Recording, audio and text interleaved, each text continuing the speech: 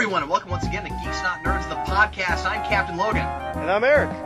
Eric is with me, finally, to do our Iron Man, what do you call this? Commentary podcast. Yes. Retrospective, commemorative edition. Yeah, this will be the wonderfully special, like. We're recording this for the Criterion Collection Iron Man release. Hoping that Criterion comes to us. Yeah, this particular commentary podcast comes with a holofoil cover.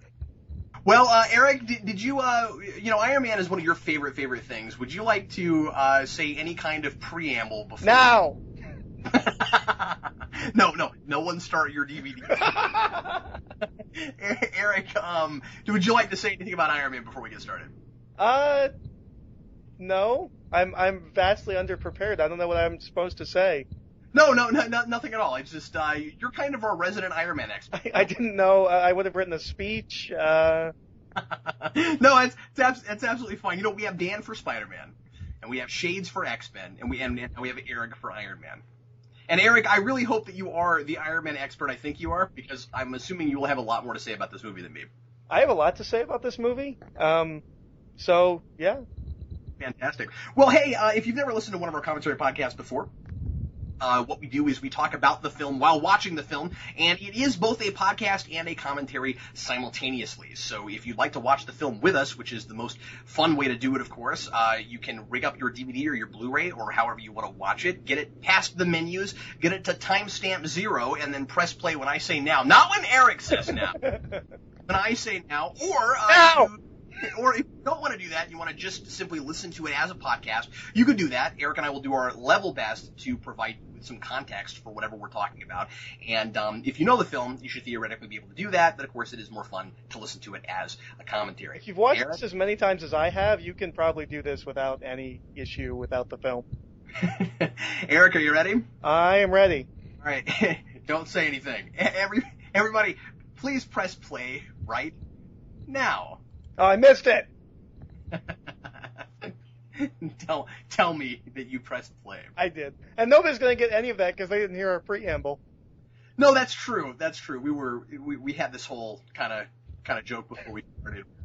Eric was like, "How does this work? Do you do like a 3, 2, 1 countdown?" I was like, "No, I just say now." He was like, "I just imagine it now. Hello, everyone, now." It's not funny if you have to explain it. No, it's still funny. Okay. Like 50 comments. Cap, that wasn't. It was funny before you explained it. Yeah. Now, not so much. So, Eric, when do you think we're going to start getting Disney logos on these films? Probably with Iron Man 3. You think? Iron Man 3 will either be the first with a Disney logo or the last without it, I think.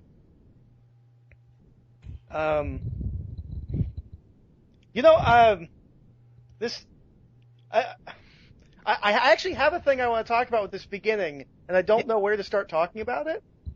Because I was having a conversation the other day, and it really made me start thinking about, I was like, I need to bring this up in the commentary.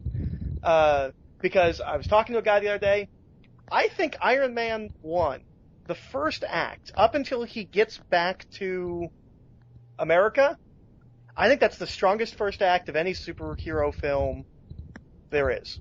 I would agree with you that it's way up there. And there's so much deliberate going on here, right? Like, I think it's really cool that the first thing we see before we see Tony Stark's face is his hand with alcohol in it. Oh, yeah. I think it's a really great way to get the Iron Man fans on board. You're comic fans in general. Just right away, it's like, yeah, we get it. Tony Stark, alcohol. Well, one of the things I think is done really well in this first movie is, if you don't know Iron Man's an alcoholic, you don't necessarily pick up on it. No, that's true. He's just always drinking. Yeah, that's right. And, it's something I was hoping that they would actually deal with in Iron Man 2. And they didn't. And they really... Well, Robert Downey Jr. recently talked about leaving Iron Man and how... when he got to Iron Man 3, he was like, this is going to be, we're finally going to get to say everything we want to say about this character. He goes, after having done it, I think there's still some things I want to do with the character. I think we still might get the Tony Stark alcoholic movie. I think that might be Iron Man 4. Yeah, but he's right now really on the fence about whether or not he's going to do past Avengers 2. It sounds like he's at least going to come back for Iron Man 4. And Shane Black has said, not in any official capacity, but Shane Black has said he's coming back for Iron Man 4. Okay. Well, the last thing I read was he was a little on the fence because of that injury he had on the set for Iron Man 3. Oh, I didn't even hear about that. Yeah, there's a more recent article than the stuff from even a couple weeks ago where he seems even a little more on the fence than he was before. Apparently the production stopped for several weeks because he got injured. Oh, wow. I don't know what happened to him. Not as an Iron Man fan. What did you think of this opening, first seeing it? I thought it was really good. I thought it was neat that we open with this kind of. I thought it was a cool juxtaposition that we see Afghanistan on the screen and we're hearing that music. Yeah. And I'm just like, this is a different kind of movie, isn't it? I mean, like, it's really jazzy right at the beginning. Like it's really lighthearted, and then boom, he gets in an explosion. You don't see that coming. And it's funny because even if if you know Iron Man, you should see that coming. Yeah, well, yeah. I think just the fact that it starts in a war zone is so unlike any superhero movie up to this point. Well, it's also really indicative of the character. Oh, it's 100% accurate. I think it's really interesting that it's a superhero movie that, I can't think of any superhero movie that doesn't start in either suburbia or a city. Well, what's cool is Favreau, in his Iron Man 2 commentary, talks about how originally it was supposed to start here. Yeah. And he was going to open with... he didn't think anybody would sympathize with Tony Stark if they just opened here. Exactly, yeah, because we'd see him doing all this, really conceited stuff and being rude to people and showing up to things late and all of that, and knowing what happens to him, you're immediately sympathizing with him. Because you're like, the first thing you see him do is get kidnapped and he's basically on a terrorist video. Right. This whole sequence owes a lot of debt to Forrest Gump. Good point. I never thought of that. Pretty much anything like that owes debt to Forrest Gump for really revolutionizing messing with photography. Something I had never noticed before, Eric, is really the first image we get of Obadiah Stane is him on that magazine cover looking down at a tiny Earth. Yeah. We've got this giant foreshadowing, whether it's intentional or otherwise, that guy's going to be our supervillain. Did you know he was the bad guy going into the film? I didn't. This was well before I was doing the YouTube thing and really... I was into this stuff, but I wasn't, reading every scrap of information about things before it came out and stuff. So, and I miss doing that because it's fun to walk into these blind. And I walked into this one completely blind. So, how long did it take you to figure out he was the bad guy? Where I was pretty sure was the scene where he takes Tony Stark's pizza. He says, "This goes with me." I'm like, that's our villain. I'm just kidding. I'm not sure. I got the sense of it before they came out and told us, but that's actually one of my small criticisms of the film, is I feel like they make it pretty crystal clear that he's the bad guy in that scene where he's taking that photo with Tony. And then a couple scenes later, there's this music cue like, "Look, everybody, here's our bad guy, dun, dun, dun." And I'm like, no, you've already made that clear, because he sort of just told Tony that he's taking over, Yeah. Okay, so do you know anything about the production of this film and how chaotic the script was and all of that? No, I don't. Go ahead. Okay, so, I can start at the beginning when Tom Cruise was to play Iron Man in 1996 fighting MODOK, or I could start at the beginning of this film production. There's actually some scripts floating around for previous Iron Man films, one of which was written by Miles Miller and Alfred Goff. Is that their names? Oh, really? Interesting. Yeah, Tony fights his dad at the end, and his dad's in the War Machine armor. That's bizarre. Okay. Yeah, I really, really didn't like it. Apparently there is another version of that script by them featuring the Mandarin, but I can't find that script. This film was supposed to have the Mandarin as the villain. And Obadiah was going to show up in this, and he was going to be built through the 3 films and be the villain of Iron Man 3. That was the original plan. And now it's backwards. Yes. Because Mandarin is sort of set up here. Oh, he's not sort of. He's set up here, 100%. Okay, I'm really glad you mentioned the Mandarin, because I was going to ask you about that. I remember, I told you I went into this blind, but well before the movie was in production, I heard a lot of things that Mandarin was supposed to be in this. And I actually was sort of confused, because I remember going to the theater thinking Mandarin was in this movie. Mandarin was supposed to be in this. There's a reason that the lead up to this film, they did the Enter the Mandarin miniseries, written by Joe Casey. Wow. Way up that far, they thought it. This was the Mandarin was supposed to be the villain as late as casting Jeff Bridges. They talked about in the special features on the DVD that Jeff Bridges was like, "Oh, I really thought I was gonna, I get to be this character," and he went back to the comics. He's like, "I get to have this cool suit," and they're like, "Well, you're not gonna get the suit in this movie." And then he said, like 2 weeks later, they're like, "Hey, you're gonna get your suit." I'd like to interject something really quick before we get too far away from the scene that mentions this. I didn't remember, I was watching these with subtitles, I didn't remember the line about Tony's dad working for the Manhattan Project. They set that up already. Oh, yeah. That's cool. And that the girl is Sam Rockwell's wife. Yes. Yeah, Favreau talks about that in his Iron Man 2 commentary. Because she's in that movie briefly. Yeah. And I was one of the people that caught that. I was like, "Oh, that's that girl he sleeps with in the first 5 minutes of Iron Man. That's awesome." She's actually a lot of fun. Yeah, I for like how her. little she's given the role.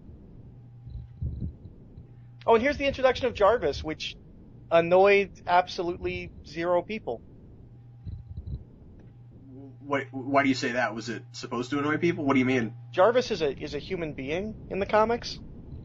Yeah, I see what you mean. Yeah, I didn't know what you meant by that. No, it was a change of the character that completely worked, and nobody cared. Here's part of why it worked. People remember Jarvis as being in Avengers, not being an Iron Man. Yeah. So I think there are a lot of people who didn't even put 2 and 2 together. You see what I'm saying? Yeah. And they replaced that Jarvis. Now, I thought it was cool. And can I tell you how much I love Tony Stark listening to Suicidal Tendencies? I'm sure you do. I love Suicidal Tendencies. It's actually a running thing, is that Tony Stark likes punk rock. It happens in Iron Man 2 as well. He's listening to The Clash. Oh, I thought you were going to tell me that was like a comic book thing. No. It's just a running thing with... It's actually... Because Tony Stark is a very different character pre-Extremis. Extremis really did kind of revamp that character. You can kind of movify him. Yeah, like pre that, he was much more kind of James Bondian, to varying extents depending on who's writing him. Warren Ellis showed up and wrote a kind of pessimistic Warren Ellisian character, and it kind of stuck. It wasn't a huge departure from the character, but it was definitely a slightly different take. That Tony Stark totally listens to punk rock. Like, it's not said, but like, since that point forward, Tony Stark is the kind of character that listens to punk rock. Music's always weird with superheroes. Like, apparently Green Arrow loves jazz, and that feels so weird for the character now. It's set up in like the 70s, and people still say it, but it feels weird for the character now. I've never heard that. Interesting. I've actually thought before about what kind of music different characters would listen to. I think you and I have had this conversation, actually. I'm not sure, but yeah, no, it's a really interesting. Like even like as I'm writing, like I like to. Teacup? It's Saki. Oh, okay. One of the things that I think really rubbed everybody the right way with this movie, Eric, is just, we're 12 minutes into this film, and we already have so much, like, hobby stuff for this character. Oh, yeah. He's already coming alive with this, like, really eccentric kind of character, and,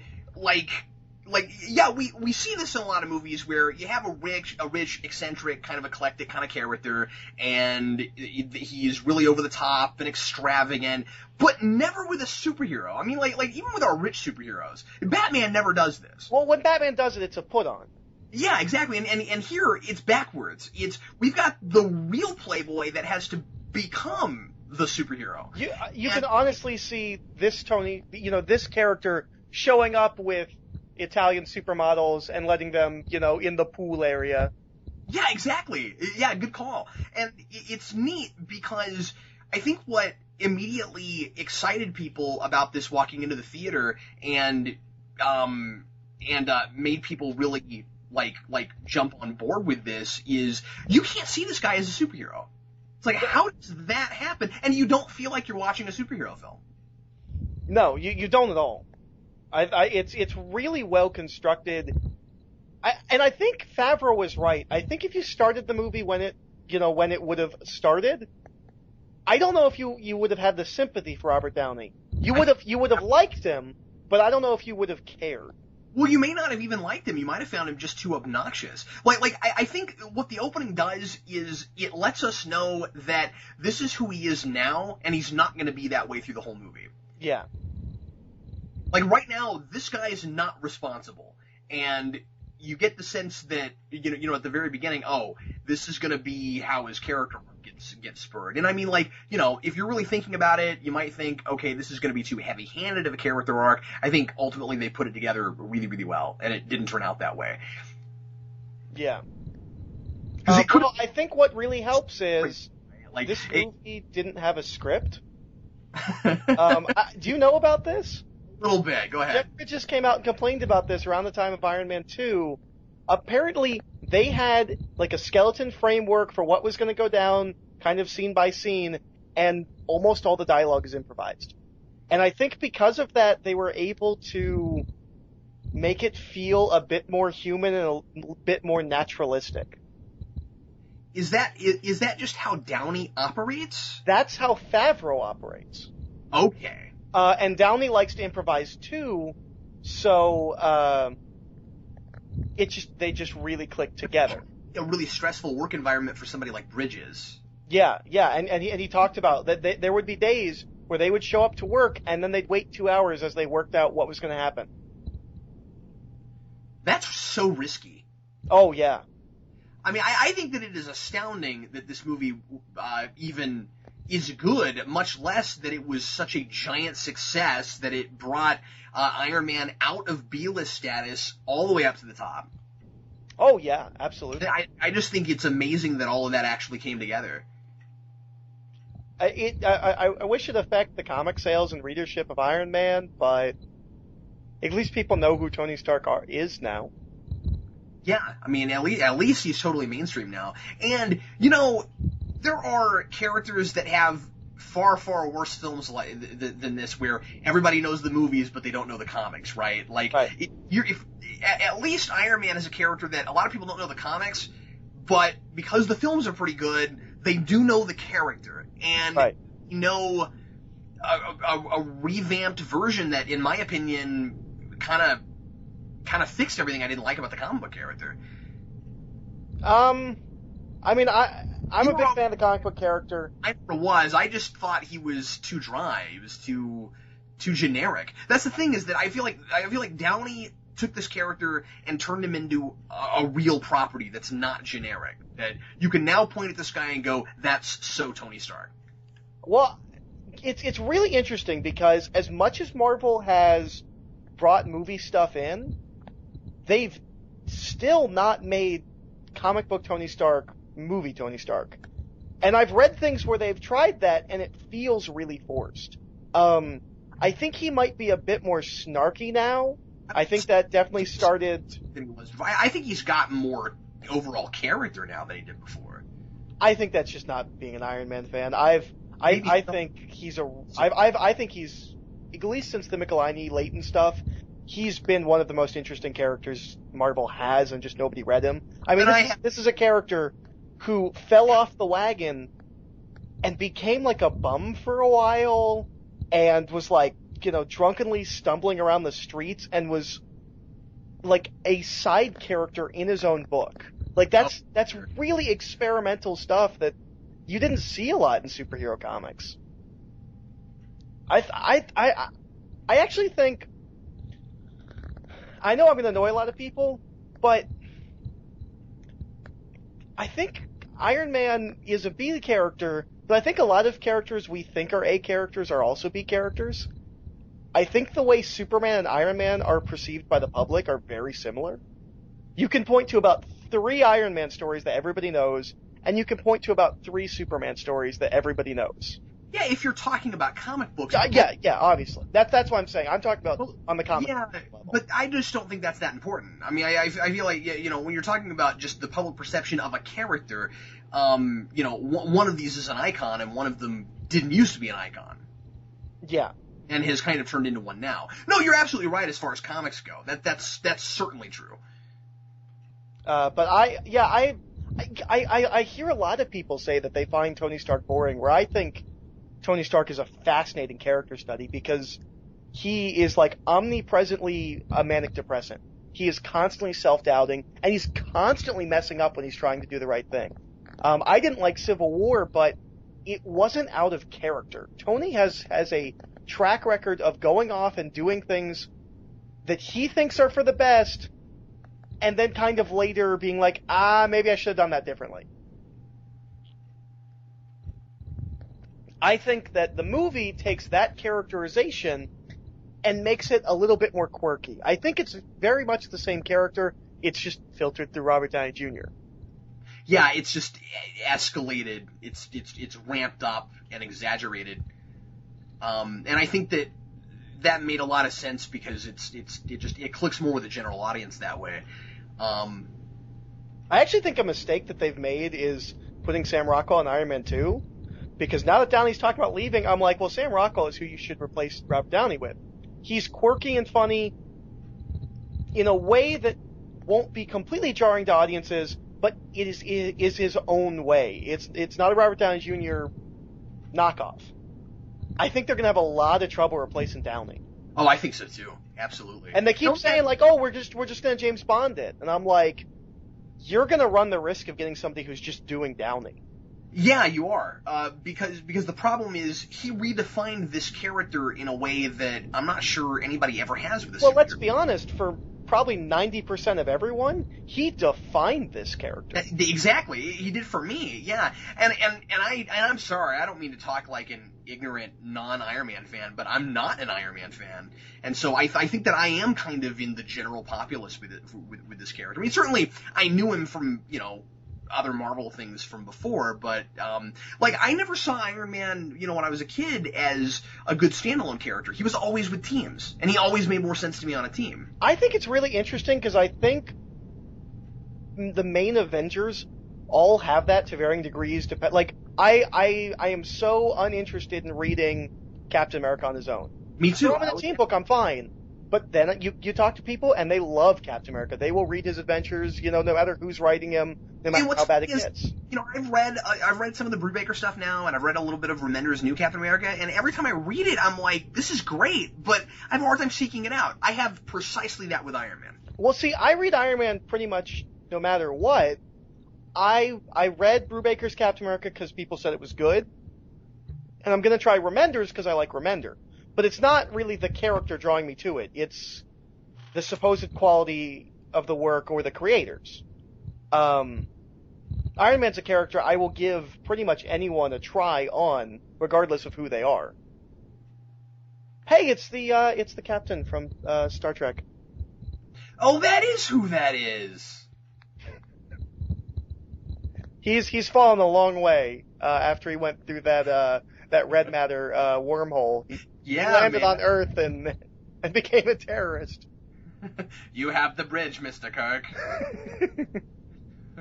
Wow. So this guy who plays Jensen is just fantastic. Has he been, like, in anything else? I've never seen him in anything. I get this impression that, like, I bet you he's, like, a really famous dramatic actor in Italy. Yeah, something like that. Well, I'll look him up. You keep talking about things I don't know anything about. Well, the not the actual leader terrorist, but the one who seems to talk the most, the big fat one with the beard. I really like him. He's really jolly, despite being like, you know, terrorist overlord. Yeah, I'm with you. I thought that was cool too. He's like terrorist Santa, and I think that's funny. Yeah, there's a lot of really interesting, you know, bizarre juxtapositions in this movie. Like I said, I mean, I think the if I were to describe this movie with one word, it's character. It has this something that you don't see in a lot of movies, where this could be played straightforward really easily, and we wouldn't be anything like as invested. Well, the thing about this movie is that I think this might be the only film outside of maybe Batman Begins that treats the origin story as a character study. It is not get the character his powers so he can fight the Green Goblin. It's a character. Well, I guess Superman the movie kind of does that too a little bit. This is one of the main movies alongside Begins and alongside Superman, like you said, that I always point to as the origin, as the exception to the origin rule. You should only make a superhero movie totally the origin if there's a story there. And a lot of the time, or if you can finagle it so that there really is a story there. But a lot of the time what happens is it really is just the thing to get the ball rolling. And, you know, I've always said this, that's the thing that really, really hurt Fantastic Four. Is there's no story there. Right. The whole thing is, we got our powers and now we deal with the fact that we have powers. And yeah, that's it. This isn't that. And that's why you don't have to watch this movie and feel weird about the fact that he's not wearing the suit all the time. Because it's not about the suit, it's about the man in the suit. Whereas when you watch, and I hate saying this because you know how much I love 89, right. But you watch Batman 89, even when I was a kid, I would count the minutes until Michael Keaton put the suit back on. Right. Because it's not about Bruce Wayne, it's about Batman. Well, it's not even about Batman. It's about the Joker. But you know what I mean. I prefer to think of it as a story of one butler's a point of view on just insanity, both in his master and in the people his master fights, and the women he dates. Going back to this movie and the scenes that we're watching, I think that they do they're very careful, and they put a lot of thought into making it believable that he's able to put this suit together with the things he has at hand. I think the key here, and the difference between this and Batman Begins, is that Batman Begins, realistic is the word that always gets thrown around. I think it's less realistic and more grounded. I like to use the word believable within the context of the universe you're watching it in. Yeah. Well, the thing is, I think Batman Begins and The Dark Knight are completely grounded. I don't think they're realistic, they're grounded. Iron Man is not grounded, but it's believable, if that makes any sense. Yeah, but I mean, even Begins, and Nolan has even said this. I mean, it's still a heightened reality. Oh yeah, certainly. There's still stuff that people are able to do in that they couldn't do in real life. But as long as it's consistent within the eternal logic, it's fine. This movie has that too. There are things that it doesn't explain because it doesn't have to. Like, it doesn't tell us exactly how he's able to move in that much armor and how his brain... Oh, see, I'm more concerned of how he's able to build an armor and none of the security cameras see it.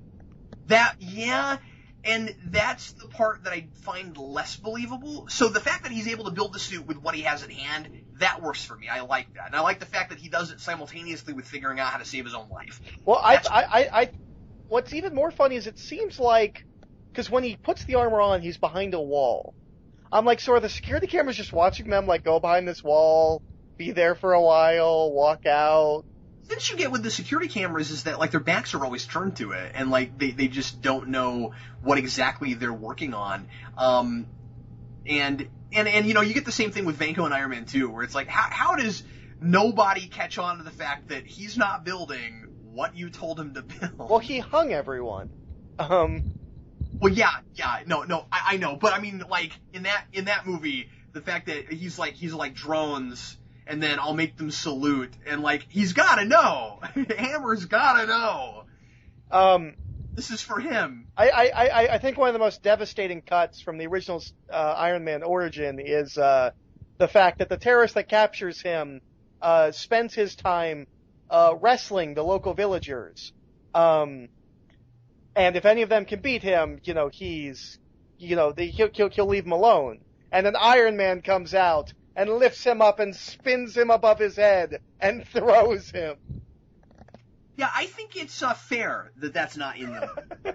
I think that's okay, right? I don't know. I have a hard time buying this without that.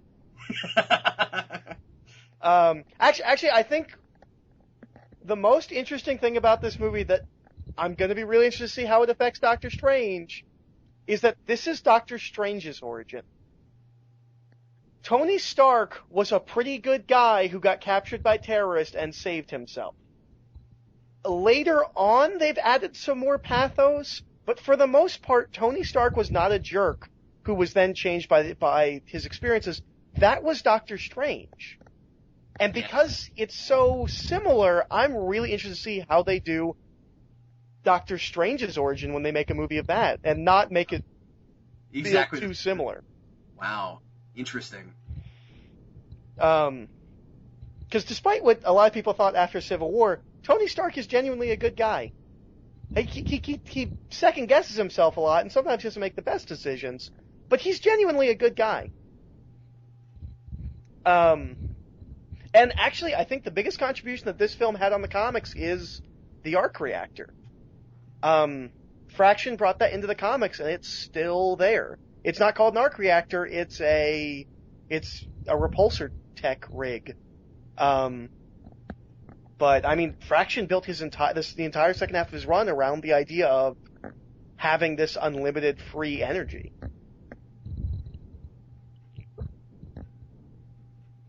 And of course, am I right in saying that the idea in the comics, even going all the way back to the beginning, was that he needed the suit to keep him alive? Yeah, the chest plate. Originally, it was the chest plate. The whole thing was like a big magnet that kept the shrapnels from going into his heart.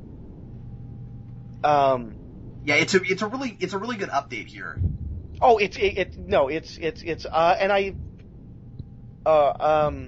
I want to say they do something very similar in Ultimate Avengers, because in the Ultimates he has a brain tumor, but I think in Ultimate Avengers they go back to the heart thing and he has a little device on his chest. It's been a long time since I saw that cartoon, but I think that's what happens. Well, something I've never thought about until just now that you're mentioning all that with the arc reactor, is that we've got a superhero who is defined by the thing on his chest before he's a superhero. That's really cool. Because superheroes always have something on their chest. Oh, I see what you mean. And he has to build his whole superhero persona around that. Yeah. That's kind of neat. I mean, like that's really his symbol. Yeah.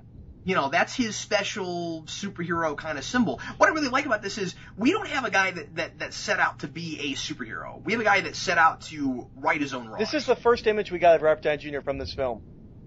Yep. Did you know what the first picture we got from the set was? Real quick, while we're watching it, one thing I do have to say is I always like the idea of when someone is doing something rhythmically like that, matching it up with the music. Yeah. Actually, you know what? I'm wrong. That's not the first image we saw of Robert Downey Jr. It's the second image. The first image is a shot of him at that party later in the film in a suit. But do you know what the first thing that we saw from this movie was? The first picture we got? I don't know. It was a picture, I think it's right outside this cave. It was just a close-up on one of the crates that said Stark Industries. Oh, yeah, now I remember that, yeah. We saw that logo. Yeah. Which I must say is a really good logo. Like as far as fake corporate company logos go, it's a pretty good logo. I think that all of this sets up the tone for the rest of the Marvel Studios stuff in a big, big way. Because as soon as you make this suit look that close to what it was in the comics, you have said, we're doing this. Yeah. You know what I mean? Like, I expected much more of an update to this first Iron Man suit. Oh, yeah. Well, when I first saw it in the trailer, I was blown away that they were. I was blown away just from the trailer that they were doing multiple armors. Sure. Yeah. And that's something that stayed consistent throughout the films. It wouldn't make sense for him to be able to build something so refined. Right.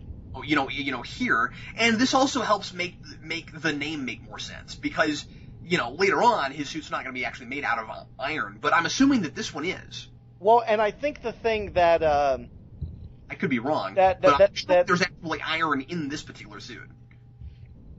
Yeah, probably iron, steel, whatever he could use. Yeah. I think what really makes it feel Iron Man-y is that it's not like he has this suit and then he's got the real one. He goes through 3.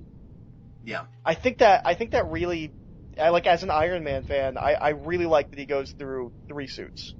And that's something we continue to see throughout the films is him constantly getting new suits. There's a problem of explaining what makes one suit different from another, particularly in the second film, but... Yeah, in the second film, it just looks kind of aesthetic, and he also, in that movie, builds them way too fast. Oh, yeah. I'm really interested to see how, in the third one, we get all of the, God, you know, if this comes out after the third one, we're gonna have all this, like...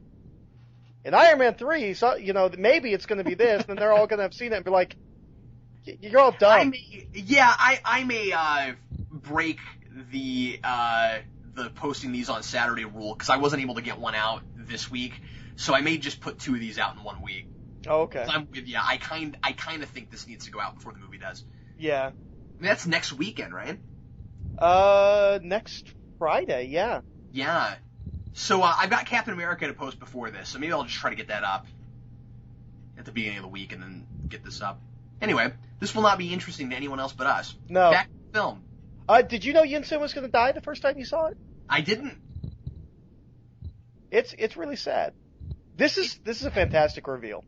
And it's the kind of thing that, looking back on it, is maybe a little bit obvious. The idea that he has this guy who helps. But it's not obvious if you don't see it coming. Kind of, and he kind of looks up to him, and he to a degree kind of mentors him. At least he gives him some life advice, and then it becomes very important that he does. The guy that just got hit the first one. Yeah. From what I understand, that is Tom Morello of Rage Against the Machines. Oh, interesting. Rage Against the Machine. Yeah, one of these terrorists is Tom Morello, and I was always told it's the first one that he takes out. So I think that's him. But back to Yinsen's death, the thing sir. that's really sophisticated story-wise about it is the setup of what his character motivation is. I'm doing all this to see my wife and children again, and then it becomes all about his faith because his family's dead. I think that it makes this all very, very real. That's just fantastic, and it makes you love that guy because he has such an optimistic view of things. How amazing is it that this suit works aesthetically? That's what I'm saying. I never would have thought it, particularly that mask. I mean, the suit is considerably bulkier and a little bit more modernized than the actual original suit, which is kind of just a bunch of, like a big, pipe essentially. Right. But that's the helmet. And I would helmet. never think that would translate exactly to screen as well as it does. And these movies have continued doing that over and over again. These Marvel movies, where they'll take something straight off the page, and other filmmakers would say, that's too hokey to do. Like my favorite thing to always complain about, well, we can't do a giant purple man in a movie where we have Silver Surfer. We can't do a giant purple man in a movie where a bad guy puts on armor for no reason and flies around on a surfboard. Surfboard, yeah, it's just too silly for that. And then you get to Marvel Studios, and we've got the Destroyer, and we've got Loki, and Thanos. Yeah. Spoiler warning, Thanos.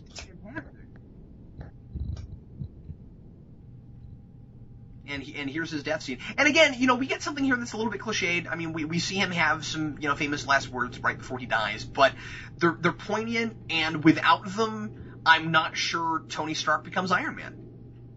Yeah.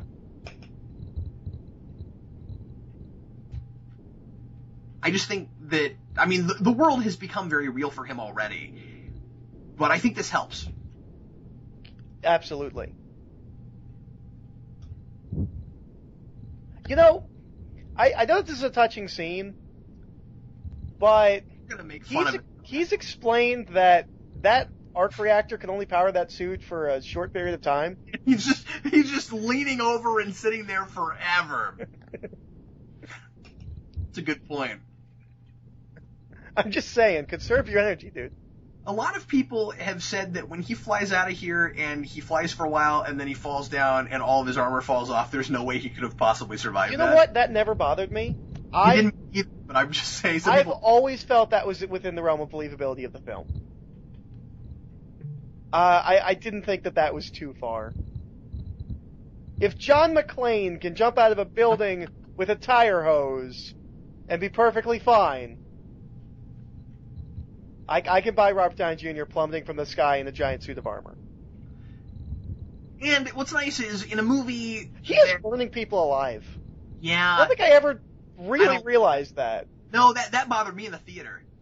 I don't know if it bothers me, because we see him kill people later, and he certainly does... I want to say, honestly, this might be the most realistic thing in the film. If you are kidnapped by terrorists and you have flamethrowers... with you. You're going to use them. Yeah. And the problem is looking at this as what is essentially right now a terrorist film versus a superhero film, where if you just walk into this knowing that he's going to become a superhero and you say, well, superheroes don't kill people, then yeah, that's going to bother you. I think in general the Marvel films have not played by that rules as much as you would think. No, they haven't. Thor kills people. I mean, they're monsters, but he kills people. I think Captain America kills some Nazis or Hydra agents. Captain America's at war, and this is a case where I think you could very understandably make the case Tony Stark is at war here. Well, and honestly, I would ask the question. Okay, Batman went around the world. He trained. He has a code. He doesn't kill, right? Superman is the single best person you can ever be. He doesn't kill. At this point in time, what motivation does Tony Stark have to not kill the terrorists that have been torturing him, just killed his friend, and are using his weapons to kill people? And look at their backgrounds. If we're just looking at movies for a second, you go to Superman, I don't even have to explain to you why his background, he doesn't kill people. He kills in Superman 2. Let me finish. You go to Batman Begins, and we get that great moment with the gun where he almost kills someone, and that's the reason he doesn't use guns anymore. We have these motivations for these characters for precise, like you were saying, precisely why they don't kill. Tony Stark is a weapons manufacturer. Yeah. This guy is not a pacifist. Well, not just that, but I mean, on the grander scheme of things, Thor is a warrior. Yeah, exactly. These guys have backgrounds where if you put them in a particular situation, they would feel perfectly justified in killing people. They're not crazy. They're not mass murderers, but they will kill in the heat of combat. Justifiable homicide in their eyes. I mean, you and I just right here talking, we're not talking about our particular views on killing. No, not at all. But just for these characters, for who they are.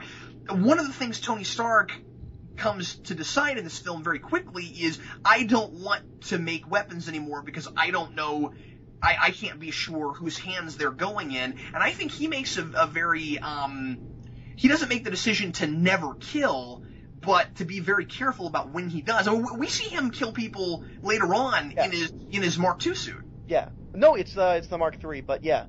I knew I was going to be wrong about that. Yeah.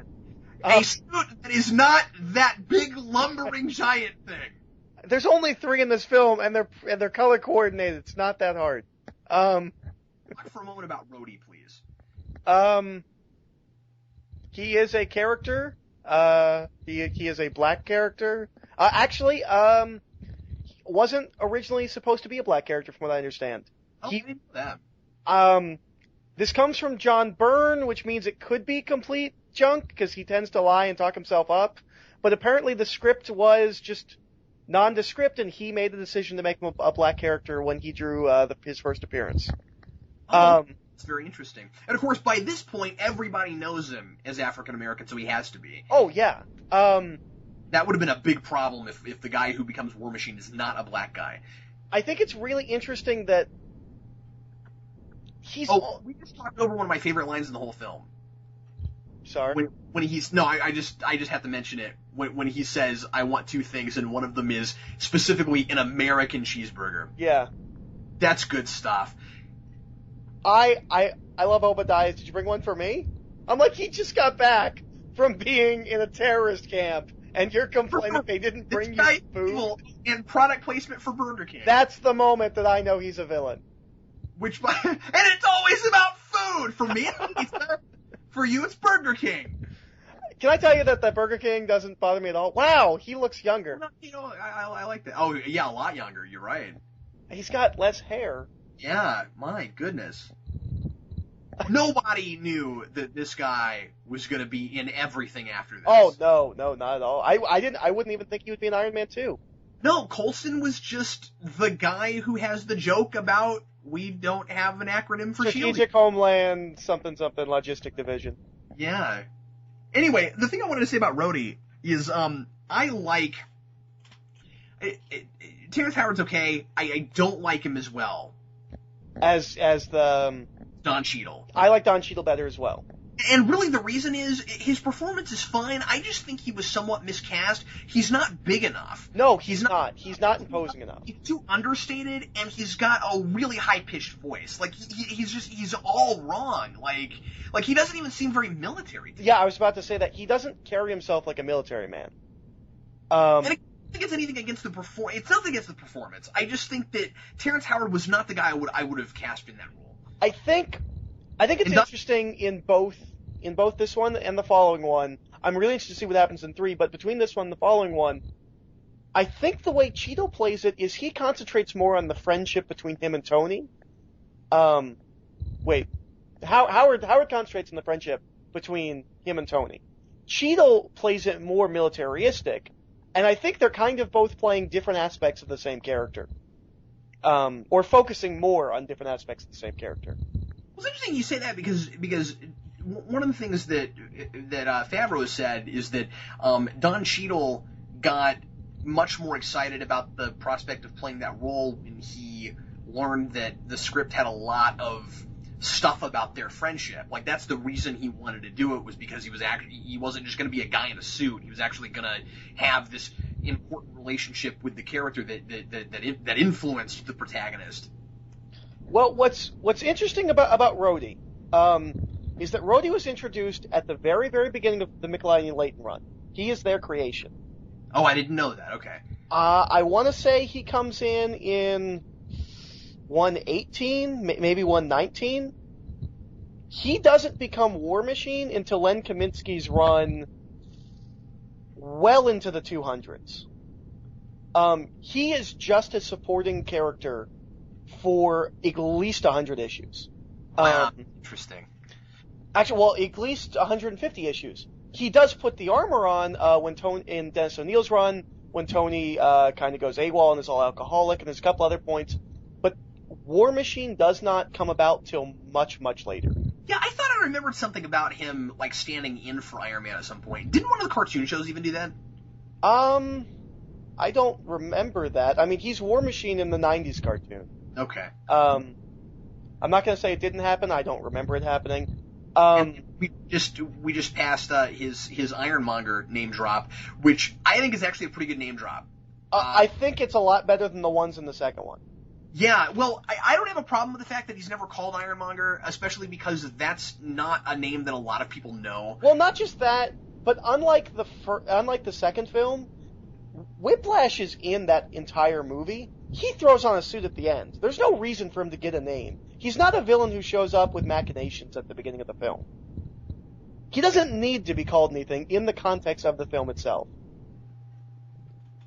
Yeah, exactly. I mean, like, but then you get to 2, and I feel like you could have easily found a way to at least once or twice call Whiplash, and especially, and this is something, I mean, I guess I should save this for the Iron Man 2 commentary, but this is something I meant to say when I did my rewind and I forgot about it. Tell me what you think about this, Eric. How hard would it have been to actually call War Machine when he announces the armor Hammer announces the armor? Yep, yeah. It should have been, and this is my War Machine, or something like that. Yeah, or just, well, I mean, he has a name for the Hammer drones. He calls them Hammer drones. Yeah, and then War Machine is like the THX, 1138 or something like that. We're calling this the War Machine. Instead of that really hokey way they did it with Tony Stark earlier in the film. Anyway, we'll talk about that. We'll get to it. One of the things, interestingly enough, with Obadiah Stane is he is completely clean shaven in the comics. He's like Lex Luthor. He has no hair. I'm glad they made him. I mean, I'm glad they went this way with it, though. Yeah, me too. It has a really distinct, an iconic look to it. It's immediately recognizable. Yeah, exactly. It's easily caricatured. You could, even though they didn't do it that way in the comics, it looks comic book. It looks like that should be what he should look like. Yeah. Can I tell you how surprised I was to find out that this is a real TV show? Oh yeah. I knew that when I saw it. I was like, really? They got that guy? Okay. I didn't know that. I was like, no TV show would be like this. No one is that over enthusiastic about the corporate world. Nobody's that overly enthusiastic about just economics in general. Because that's what that show's about. It's a show about, international economics. That's what it is. As far as I know. I have to say, this is one of the most impressive practical effects I've ever seen. Yeah, that she's able to reach her hand all the way into his chest, yeah. Well, and the thing is, I think I know how it's done. But I can't tell.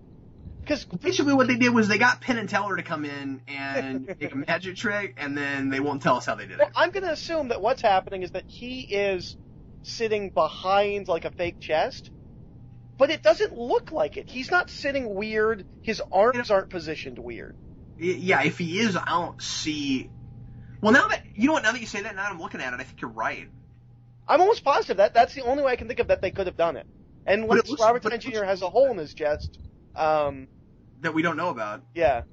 Yeah, it turns out that they actually had to develop arc reactor technology to do a film about arc reactor technology. It actually really sucks for Robert Downey Jr. because they have to CG it out in every film after that. Other film that he's in, yeah. And then they had to make Iron Man 2 about him dying because he actually was, and then they figured out how to save him through the course of the film.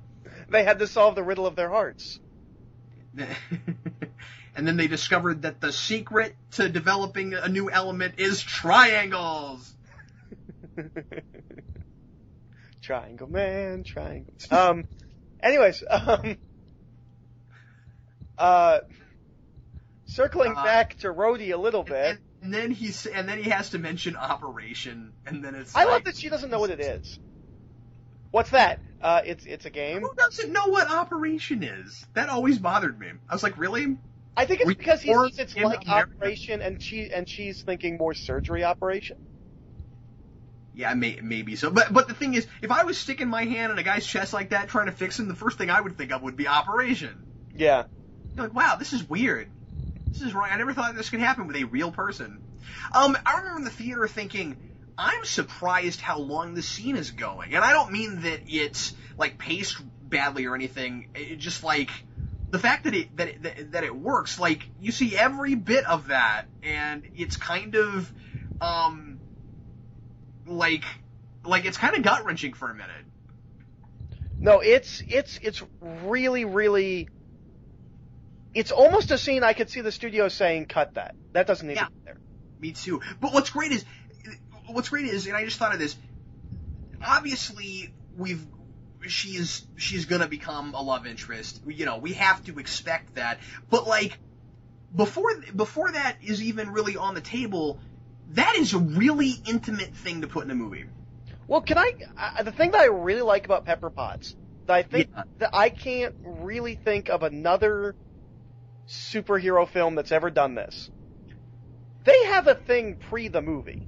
They are flirty and have like an almost relationship before this movie starts. Everything else, they meet the girl in the movie, or like in Spider-Man, she's there, but they're not, they start a relationship in the movie.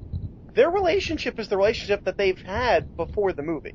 Well, in the sense that you get is that they would have never gone beyond just the flirty thing if he had never had this character arc.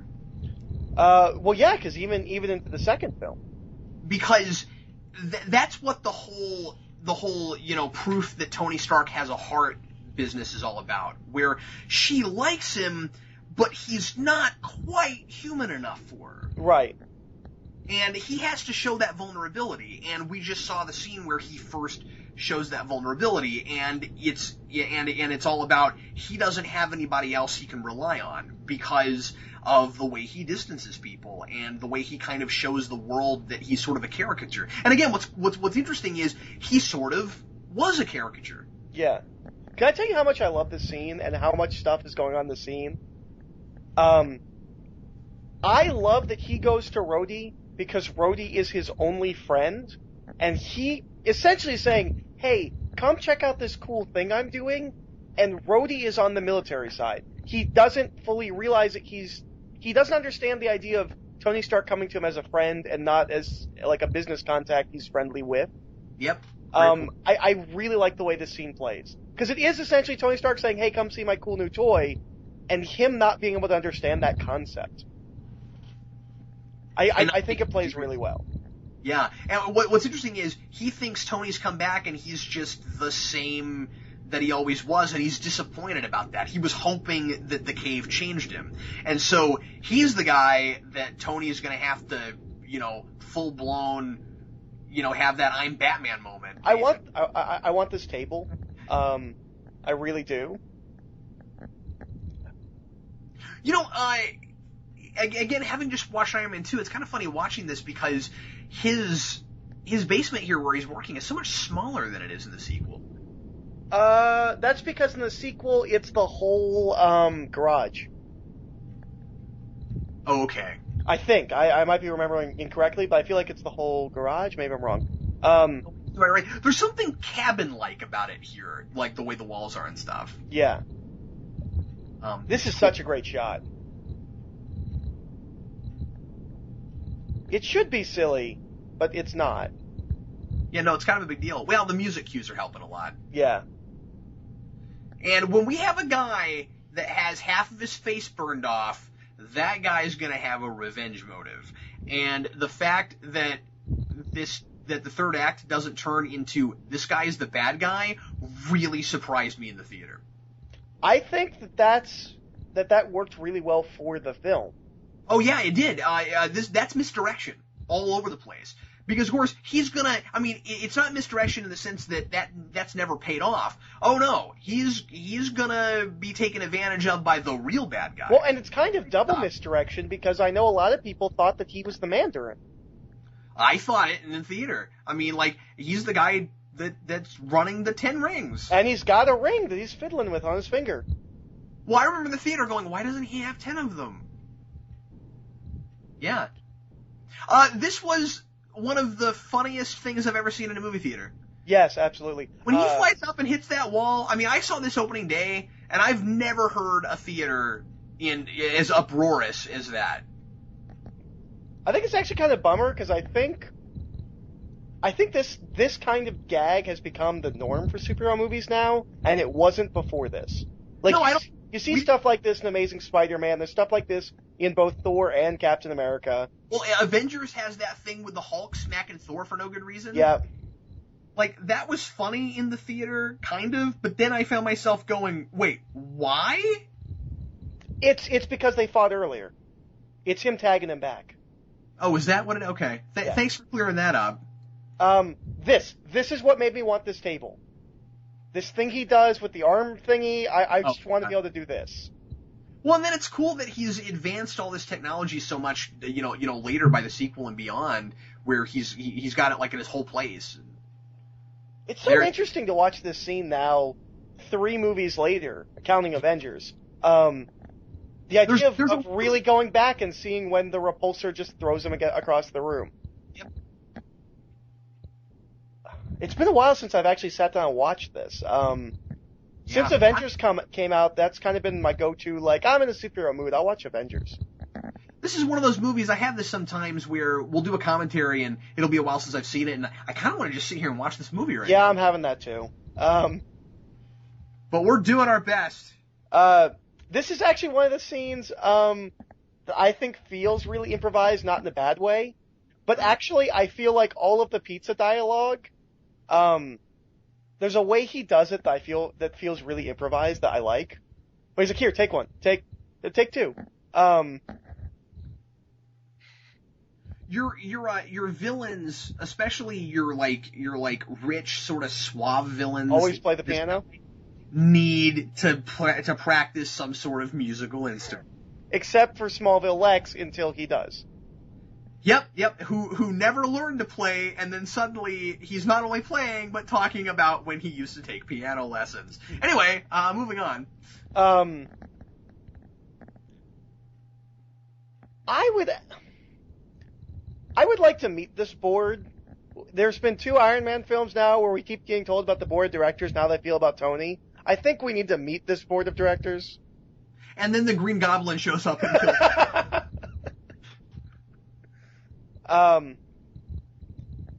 I actually think it's interesting when you think about it. This is kind of the reverse of Norman Osborn in Spider-Man. I mean, he's on the board and he's the one running it.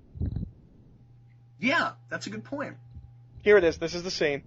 It feels so improvised. See, this is the scene where I realized he was a bad guy. When he gives Tony pizza? No, when I remembered that scene wrong. I thought he kind of took it, but no, Tony takes the pizza. He brings the pizza. And Captain Logan, Captain Logan, you make Superhero Rewind and you talk about how you know superhero movies and you don't even know how the pizza scene goes down. Well, what people don't understand about Superhero Rewind is that after you do that, you flush the memory of the film from your mind because you never have to watch it again. You've already rewound. No, it's like taking a test in high school. Like, once I'm done, I don't need that information anymore. No, that's not true, because I have to go back and reference those things all the time. This whole thing where he's got robots with artificial intelligence that are not, that have not revolutionized the world of how everything operates. No, but what I was going to say is that interestingly, that are not personified in any way. I just think that's really cool. Like, he talks to them, they kind of have personalities, they make noises like they have feelings, but they don't have arms and legs and a face. Right. I like that. And theoretically, they might not really have feelings, they might just be reacting to programming, and he's talking to it in the same way that you talk to your car. I really like that Tony Stark, maybe the way you talk to your car, I don't know what you're talking about. Oh, well, like, okay, if your car starts sputtering and you're just like, oh, come on, don't die on me, don't die on me. I like the idea that, and I don't know if this is just him being weird and irresponsible, or if it's this thing I'm going to say where maybe I'm reading too far into it, but I always thought that this scene was like, he's trying to get this repulsor technology to work right, he's trying to figure out how to use it, and he goes, if I use it around my cars, I'll figure it out faster because I don't want to ruin them. I never took it that way, but that might I always read it like that, and I think people do that sometimes too, where like they'll put their own stuff or themselves in jeopardy because they'll figure out something faster. You know, it's like that. It's like Bruce Wayne in Dark Knight Rises, right? So this big thing that puts his suit on. Yeah. What did he use it for before? That's a great question. Did he just build it? There's a little bit of that in these movies where it's like, it seems like the thing that you need to build to make these things work would take longer than building the thing itself. Yeah. I love this shot. Oh, I do too. It looks great. Well, not just that, but I love the idea that he runs like a test on every single function of the suit. He's being smart about it. It bothers me that this movie is 5 years old, man. Because it looks so good. And you can't tell when it's CG and when it's a suit. Well, I mean, I feel like to a degree we've maybe hit somewhat of a glass ceiling on CG. I think it's about the same as it was then, but for most of the time, maybe I'm wrong. I think we've hit a glass ceiling on technology. I think we're always getting better at the organics. Hulk in Avengers looks better than Hulk in The Incredible Hulk. That's absolutely right. But when you're talking about a suit like this, like it's going to look the same now like as it did then, I think. But it, I mean, what I was going to say is, I almost said this really holds up. I don't feel like 5 years is that long of a time for something like CG. Having said that, I can't believe we've had Iron Man 2 and Avengers and Iron Man 3 comes out next weekend. I know. I mean, it just doesn't feel like it's been that long. No, I think Iron Man 2 coming out so quickly after, I think, makes it feel not as long. I think it's cool. I just caught this too. I think it's neat that after all that business with his cars, that he flies out and then the first thing he says is handles like a dream, like he's treating this like a new car. Yeah. That's cool. And then of course he's got to be crazy and see if he can break a record. Like Hal Jordan, right? Right, just like that. What's SR-71's record? I don't remember that band breaking any records. I mean, Bowling for Soup made 1985 pretty popular, even though SR-71 did it. I like SR-71. They're fine. I think this is incredibly irresponsible. Yeah, completely. I love the idea that now you just figured out how to not ruin your own cars, dude. Like 10 minutes ago. I like that this scene is a setup that you don't know is a setup. Oh yeah, you're right. So often you get those kinds of scenes and you're like, I can hear that Chekhov's gun cocking, and you don't get that with this. This doesn't feel unnatural. Yep, that's a great point. That's going to pay off in a way that you don't realize it needs to pay off. Yeah. And, of course, everybody laughed here. And I think that's probably one of those things where it probably wasn't planned that way, right? I mean, if they're making the script on the fly, I mean, they're kind of writing this movie on the fly. I think it actually probably happened I think it might have happened backwards. Because on the special features, he talks about, we have to get that big space fight at the end to work. If that doesn't work, the whole movie doesn't work. So I think it might have actually worked backwards. Well, that makes a whole lot of sense. I think they knew they wanted to do a scene up in space like that, maybe with ice. And then when they, did the earlier scenes, they were like, okay, let's set that up. And this is also set up that I didn't know was going to pay off. Yeah. Who knew that he was going to need that arc reactor again? Yeah, I feel like this movie has so much basic script setup payoff, but it's played in such a way that you do not realize it's happening. Actually, going to a Shane Black film, in Lethal Weapon 2, the first time I saw it, I rolled my eyes, because in the first act, there's a scene where Riggs pops his shoulder out of place, and he's like, oh, I did that once, and now I can just do it all the time. That scene that's not a character ability present in the first film. Third act, he's chained up, and he pops his shoulder out of place, and I was like, of course he does.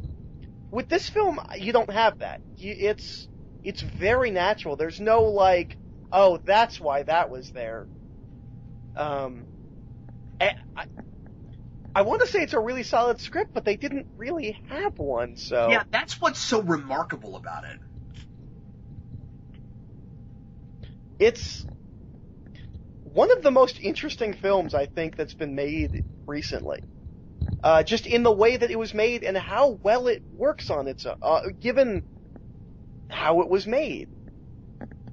One of the things I focused on when I reviewed this was the thematic motif of the heart, and the idea that this is a guy who has to both physically and metaphorically find his. And I don't think it's too on the nose. I mean, like, they talk about it, they use that word a lot, but I would actually say it's more subtle than Nolan's use of themes.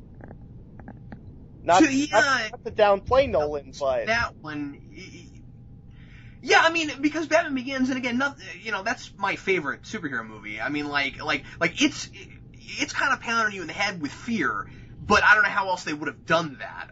This can be more subtle because the themes are that way. It works on a couple different levels. Yeah. It's it's your basic, redemption story, and then it's also this other, superhero thing. And we should also point out that stuff he was drinking before, Yeah. that everyone was like, what's he drinking? Is actually a plot point in Iron Man 2. What was it? Yeah, they explain in Iron Man 2 that he's drinking that to keep his blood toxicity levels down. He has to drink 60 ounces of it. Right, okay. Yeah, he mentions that in the commentary for Iron Man 2, and I'm like, I don't think anybody caught that. I really don't. I don't understand this cameo. Is he supposed to be Hugh Hefner, or is he supposed to be Stan Lee mistaken as Hugh Hefner? Yeah, or does Tony Stark just have that? I'm sorry, it breaks the film for me. I can't. It's all over now. Eric's leaving, and now I'm gonna do this myself. No, or is it one of those things where Tony Stark's just sarcastic enough that he will just nickname people by what they look like Sawyer from Lost. You like this book? It's got bunnies.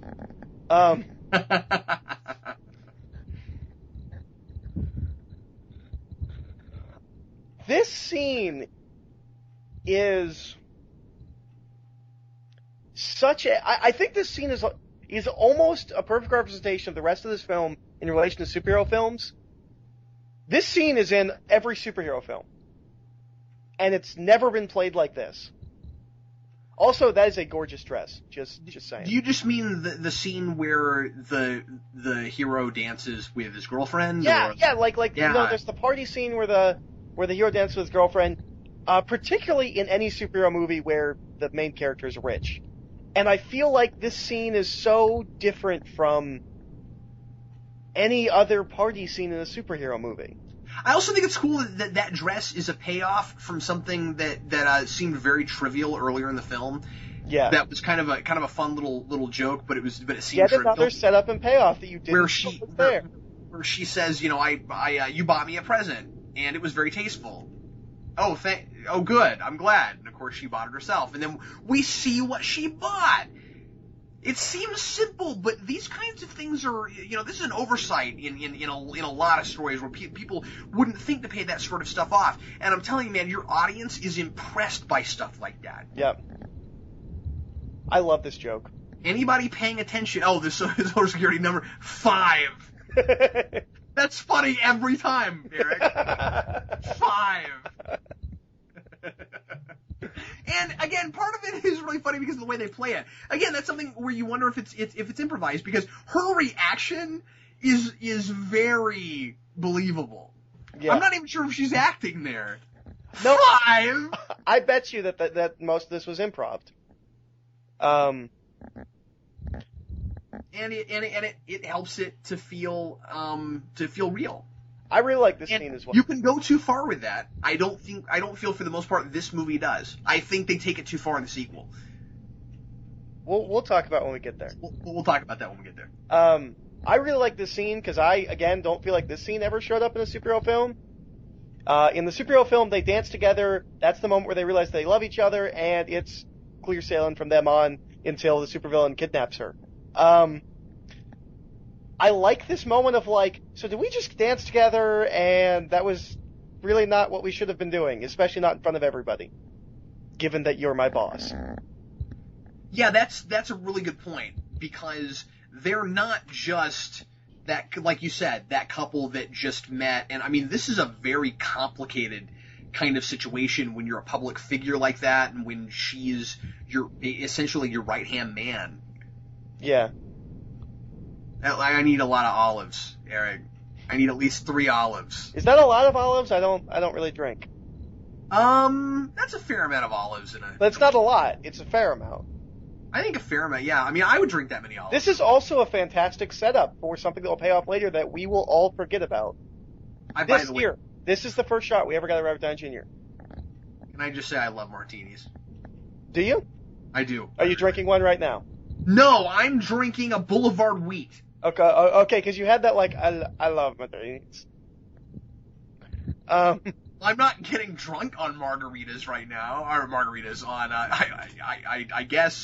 I guess maybe I've drank too much of this wheat beer though. I think we should have drank to watch this movie. I think it would have been. I mean, I've been drinking a little bit this whole time, but I'm there it is. That's the picture. Having one. Oh, that is the picture. You're right. I remember that now. I do. Anyway, I meant to say martinis, not margaritas. I don't know what happened. I'm just gonna get smashed for our next commentary. You just wait. No, don't do that. And you know, there's another thing I don't like. It's rewinds. You're not watching it backwards. Why do you call it rewind? You don't watch them backwards. Okay, that's all. Okay, so this is the scene where it becomes very obvious he's the bad guy. Yes. Right? It's actually even more obvious if you get the 2-disc DVD and watch the rehearsal for this scene, because they're like nudging each other and like kind of fighting but trying to not let the cameras notice. Now, to be fair, he hasn't revealed that he's selling weapons to other countries yet. No, I think the way this is revealed here, you can still buy that he's not the bad guy for this film. Yeah, fair enough. The way it played, we don't have a villain yet. I guess that was, when you asked earlier, that was the point where I kind of suspected. So then when later on they really reveal it, I kind of felt like, well, we know this already, but not really. You're certainly right about that.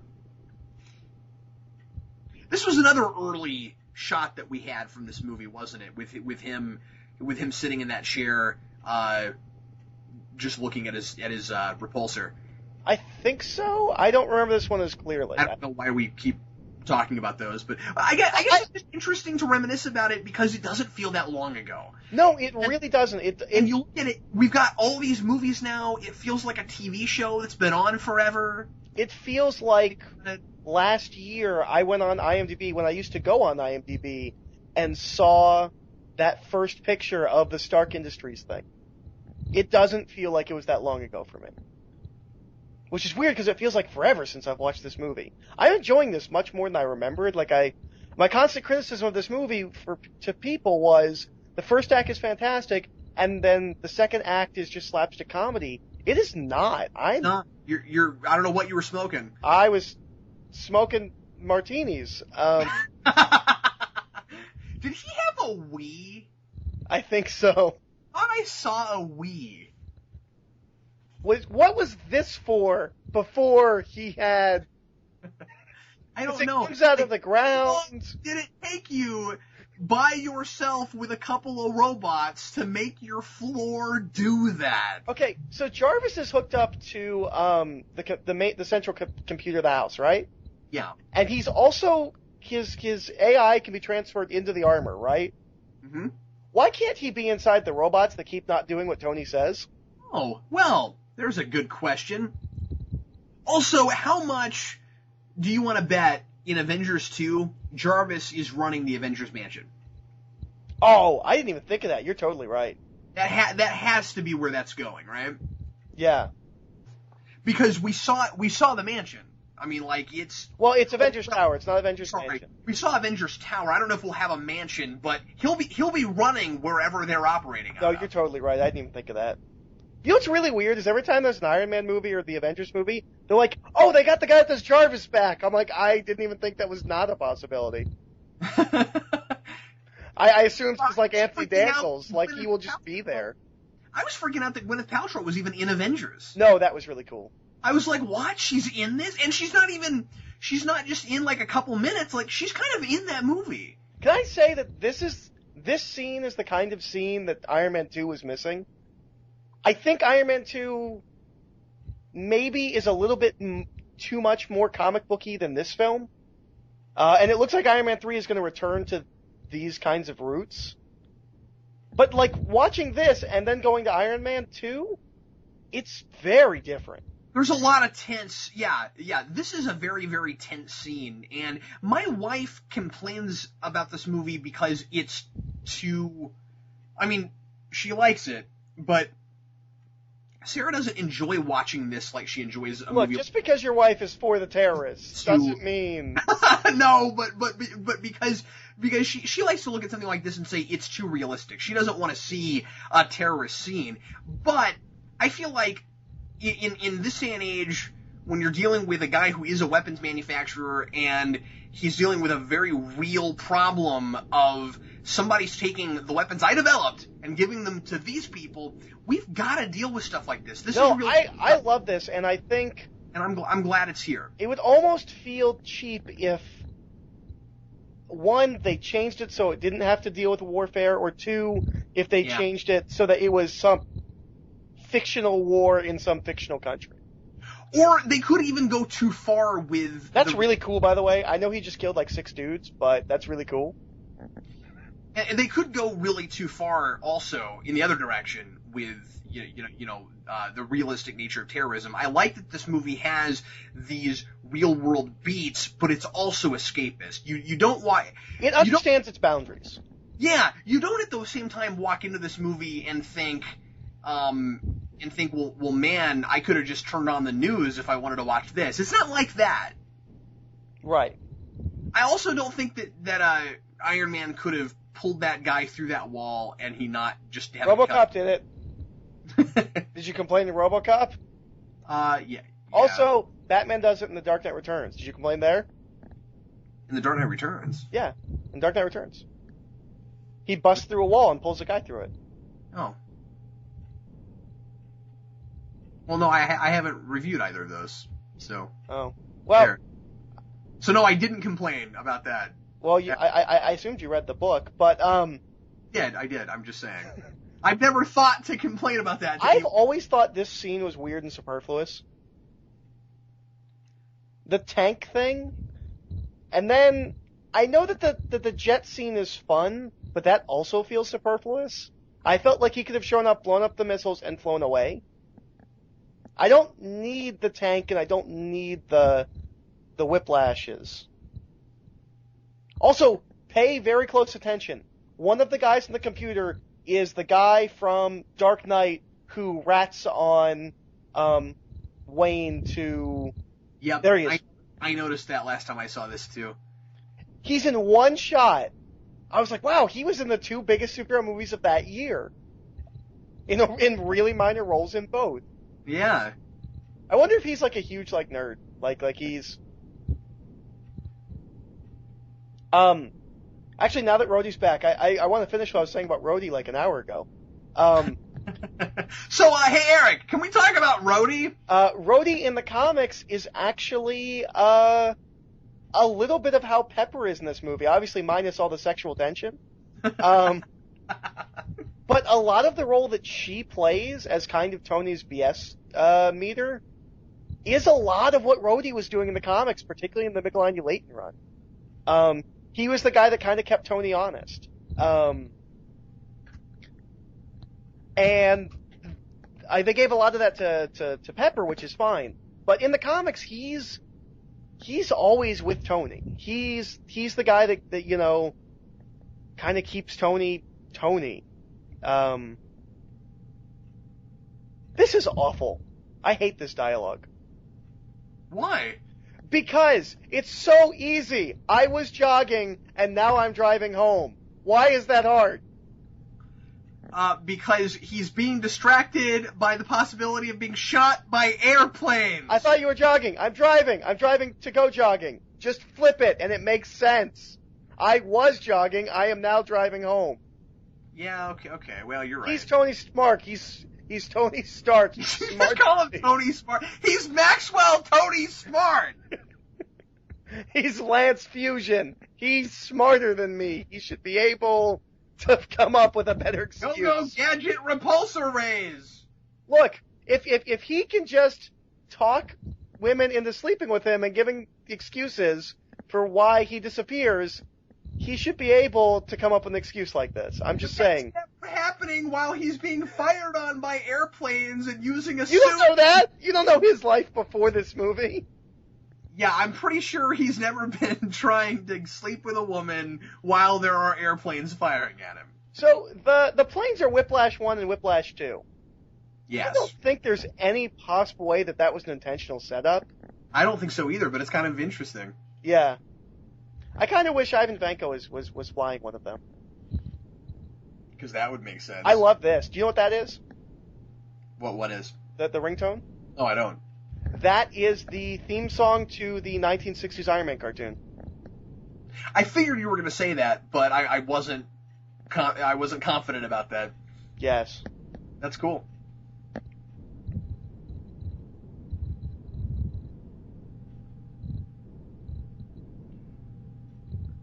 Eric, this is a really weird training exercise. Yeah. Yeah, but it's one of the better jokes in the movie. Yeah, I know. I think it's a great transition when he's like, "We can't tell him it's a train." Well, there was an unfortunate training. I don't know if this scene's completely superfluous. I think it's just maybe a minute or two too long. I feel like maybe this should have been a little bit shorter.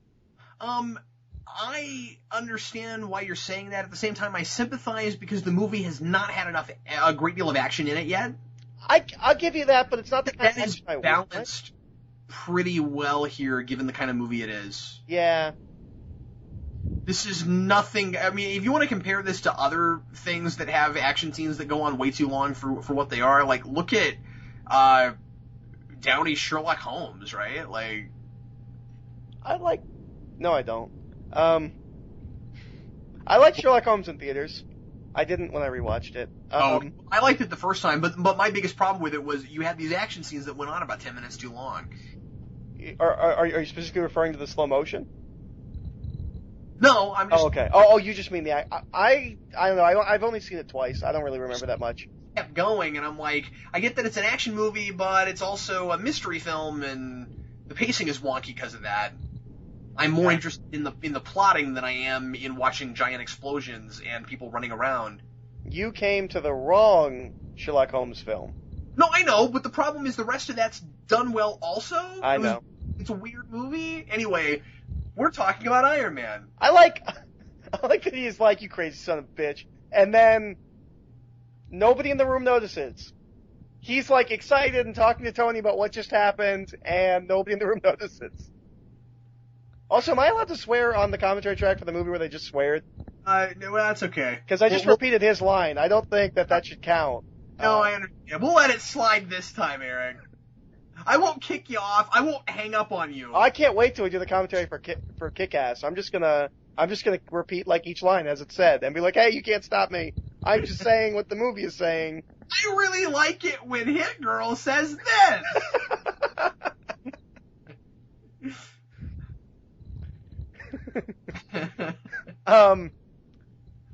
This. Be gentle. This is my first time. This is another turning a superhero trope on its head, right? You never see the girlfriend find out who the superhero is like this. No. I like his line. I designed this to come off, so it should come off. This is not the worst thing you've got me doing.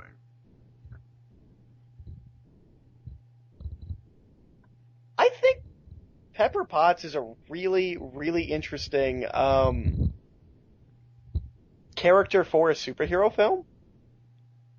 She actually has a moral stand as opposed to I feel like there it is. There's that music cue. Oh my God, we didn't expect this guy.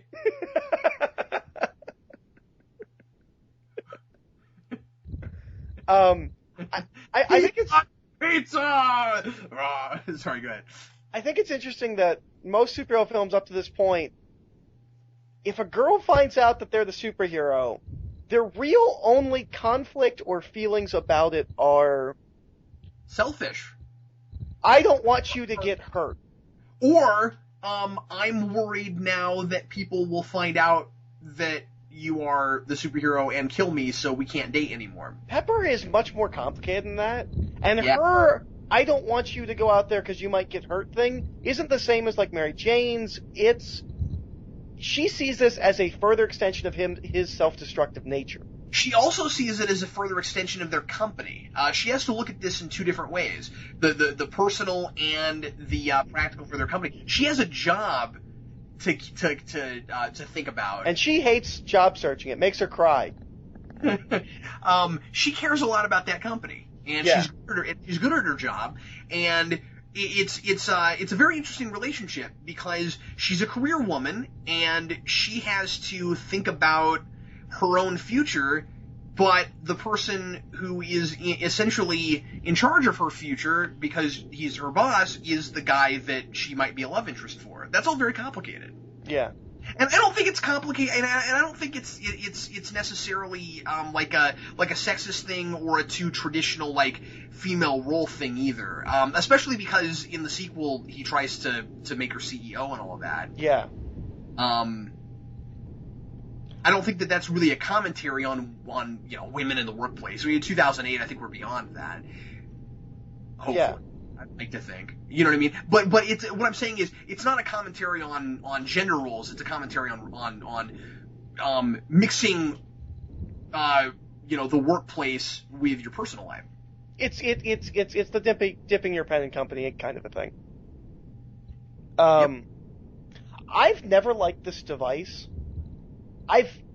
Shooting off camera? No. Oh no, that works fine. Yeah. They're He's like, no, terrorists. Who I cares? see all those gruesome killings. The sonic device that renders them immobile, it feels too powerful. I feel like that would revolutionize like everything. Like if I have that, I don't know. Like I feel like if Tony Stark is in possession of that item, he beats Whiplash, right? Like he just turns it on the racetrack. Whiplash just falls over. It's just like Yeah, game over. How did you not build that into your suit? Especially because clearly it's perfected to where it doesn't kill people. And the Mandarin doesn't seem to be wearing earpieces, so Tony could just show up and do that in Iron Man 3 as well. You know, Eric, my wife has one of those, and when I talk too much, she just uses that. That's why videos are late, is you're in a catatonic state. Yeah, that happens sometimes. It's just, she had something very important to tell me, and I was too in my own head and working on my stuff, so she turned on that thing. That's how you should have slipped in the spawn year. No, I'm kidding. We don't have that kind of technology. Just in case anyone is listening that might be interested, we do not have that kind of technology. And I'm just joking. My wife and I do not have those kinds of communication. Captain Logan never talks too much. No. Captain Logan always talks too much. My wife is just too freaking cool that she's usually fine with it. And when she's not, she whips out the sonic taser. Yeah, precisely. I like jukeboxes. I do too. I have to assume that that's what he was playing his music in earlier. Or from.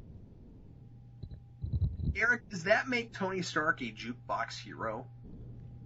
Perhaps if he used parts from the jukebox to build the suit. Yeah, then he would be a jukebox. Actually, he is in Avengers. He shows up playing music. Yeah, so he totally is. So does that make Silva in Skyfall a jukebox villain? Doesn't that have the same ring to it, does it? With stars in his eyes. Like, it doesn't quite. What if, because they dug the armor pieces out of the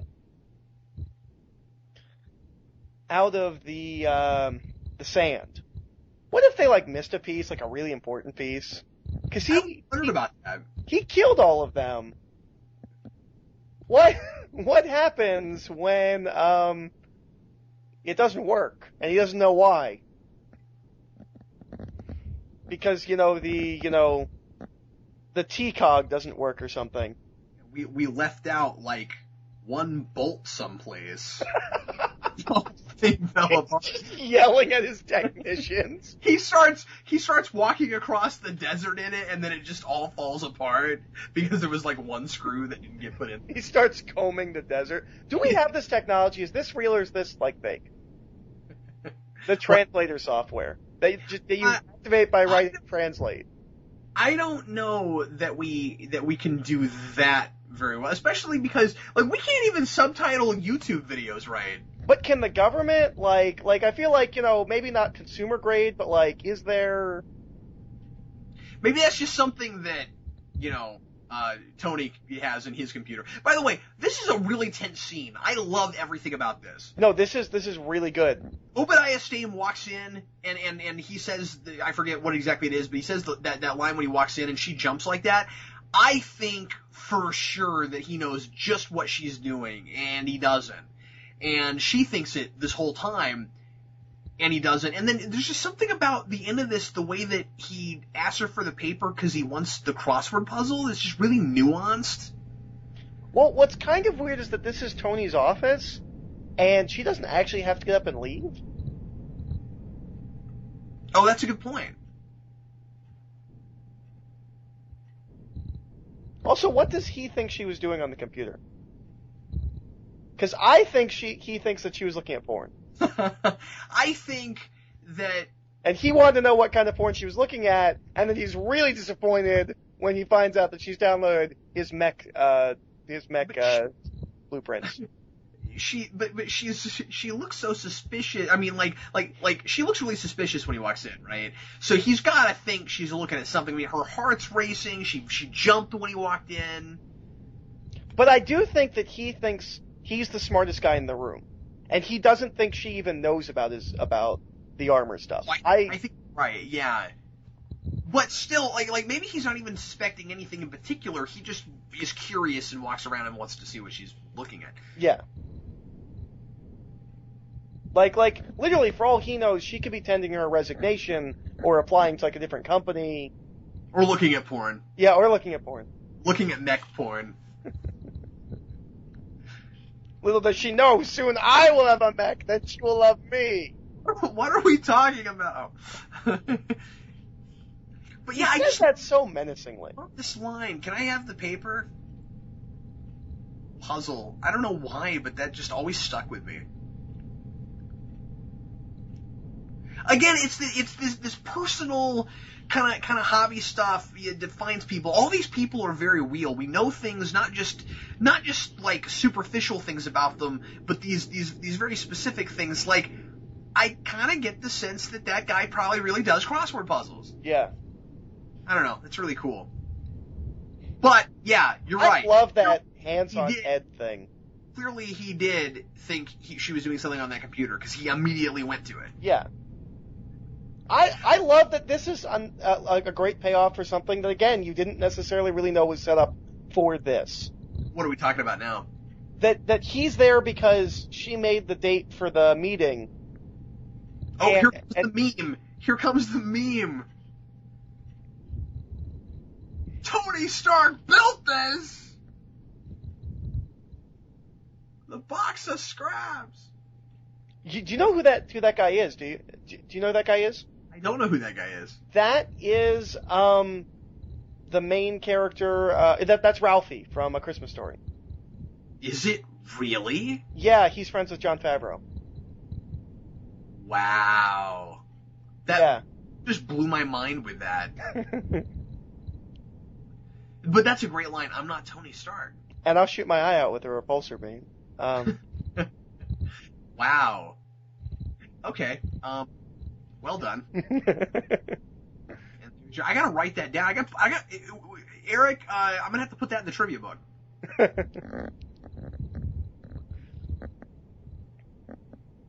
This scene is really creepy. So creepy. And then he's all like blue and veiny. You know, he could also use this later when they're fighting and Tony takes his helmet off. Yeah. There's all kinds of times that would be useful. You're right. It's just too powerful, man. You could really like just stop any attack you ever wanted to with that.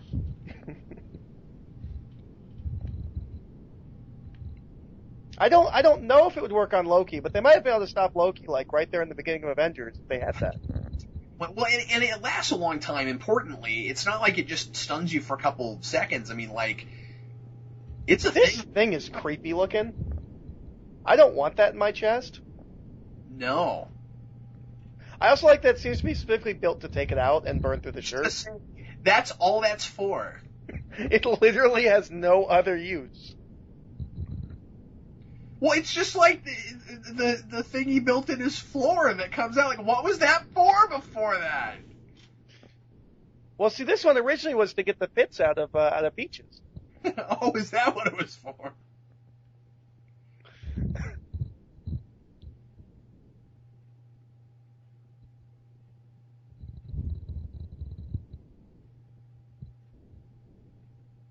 I think this is a really interesting scene that doesn't pay out at the end.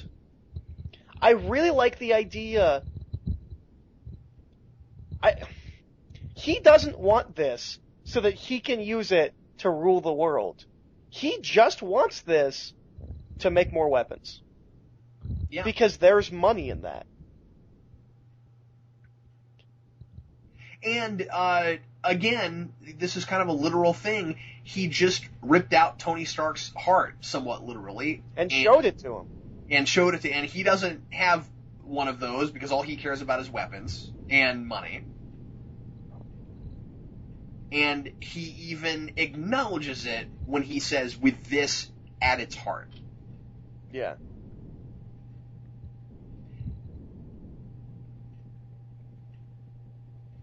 That's a motif I really latched onto. Yeah, well, I like the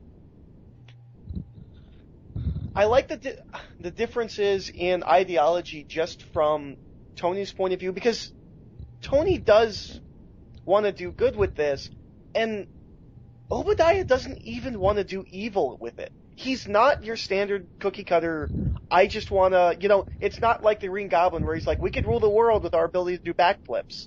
No, that's absolutely right. And when he says it in a creepy, supervillain, menacing way, but when he says, I would have rather Pepper lived, I don't think he's being facetious. It's a corporate espionage thing. It's not an evil, creepy villain thing.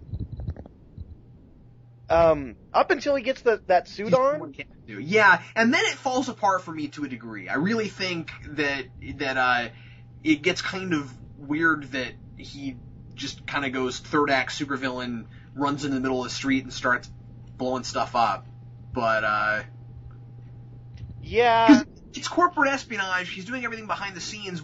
How does it benefit him to put on a giant suit and go out in the middle of the freeway? I'm going to talk about that in terms of the comic when we get there. Because Obadiah Stane is a very different character in the comics, but the ending is very similar to what happens at the end of his story, but very different at the same time. But in the context of this film up to this point, I think it's so interesting that I think Obadiah Stane might be the first character in a superhero comic to think like a real person, and just be like, oh hey, I can use this to make money. Like Norman Osborn doesn't have that thought process, Dr. Octopus isn't like, I can make money. He's just, I will hold the power of a god in my hand. Somebody and with a lot of those guys, especially somebody like Norman Osborn, there has to be some kind of plot contrivance to make him insane so that he'll be a threat to the superhero, and so that he wants crazy, not so grandiose things. Right. I don't even think getting Stane into the suit is that out there. Although if I was him, I would have just hidden the suit. I wouldn't have moved. But why is he putting it on right now? He's hiding in it because they're coming for him. Oh, okay, so that's all that is. He's hiding in it. Either A, hiding in it, or B, he's going to get in it to attack them. But I think he knows they're coming. There are ways to take people out. I'm just saying, I think it's too conspicuous. I think that he's running the risk that people will find out what he's doing if he even puts it on. Well, he's kind of tubby, and I don't think he's taken out for security agents. You're right, and it's not like he's got any minions working for him or anything. No. At least not any that would do anything necessarily illegal. Yeah, that's a really great point. And in that way, he's not your typical supervillain either. He's working by himself. Yeah. He's working alone, completely. Except for whoever those guys in the desert were that killed the terrorists. Don't you also think that Obadiah wasn't even necessarily out to try to take over this whole company? Like, if Tony had been with him on everything... No, because he hires them to kill Tony in the beginning. Oh, okay, that's true. This is such a weird, quirky scene. I really like it. I apologize. I forgot about that part.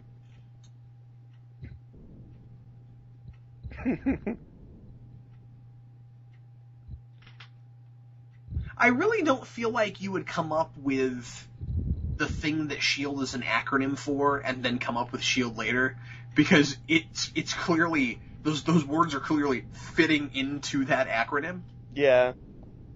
Like, it's funny, but it doesn't make any sense. You know, that other suit is just hanging there, right? Why can't Rhodey just put that suit on?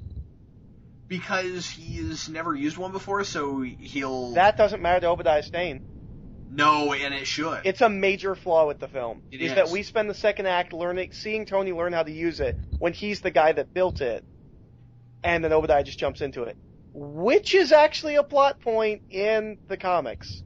For anybody that didn't read the Dennis O'Neil run, Obadiah Stane destroys Tony Stark's life. He literally buys the company, takes it over. He has no connection to Tony's dad in the comics. He's just a rival businessman. He is the one that drives Tony to being a bum on the streets, alcoholic. And his whole thing is he views life as a chess game. And then when Tony kind of starts to make his comeback, that's when he kind of loses it, because he didn't plan for any of it, and he gets inside the Ironmonger suit that he built. And he has the same thing where he doesn't know how to pilot as well as Tony, but there's a computer control system that is helping him pilot it like as good, and then Tony blows up. It's there with that character in the comics. I feel like it should have been in the movie. Yeah, I'm with you. That would have fixed a lot with that. Also, he kills himself in the end of the comics. Because really? That's interesting. Well, his dad killed himself, and it like taught him, if you can't win, don't let them beat you. Did he stay dead? Yes, he is still dead. Fraction brought in his son in the Order and then into his Iron Man run, but yeah, he stayed dead. Ironmonger doesn't, I think maybe one or two people here or there have like carried on that name, but he's not like a reoccurring Iron Man villain. He shows up in Iron Man 200 and that is it. Stane is in about 50 issues before that, but he doesn't be Ironmonger until 200. Which is also the first appearance of the Silver Centurion.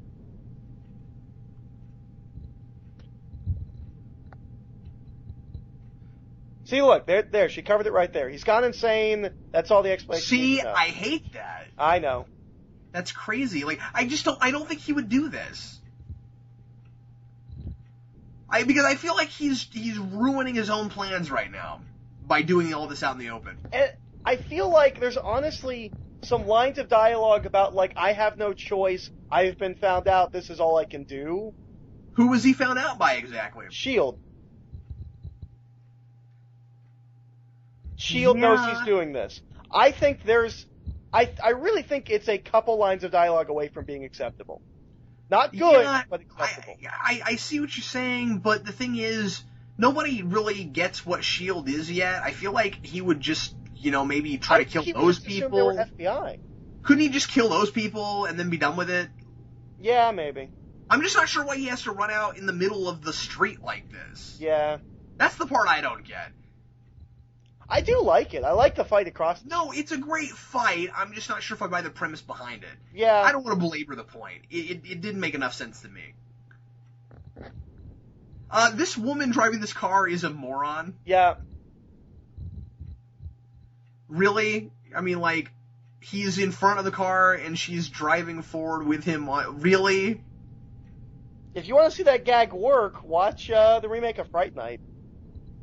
Oh, yeah. That gag works great there. You're right. Interesting film.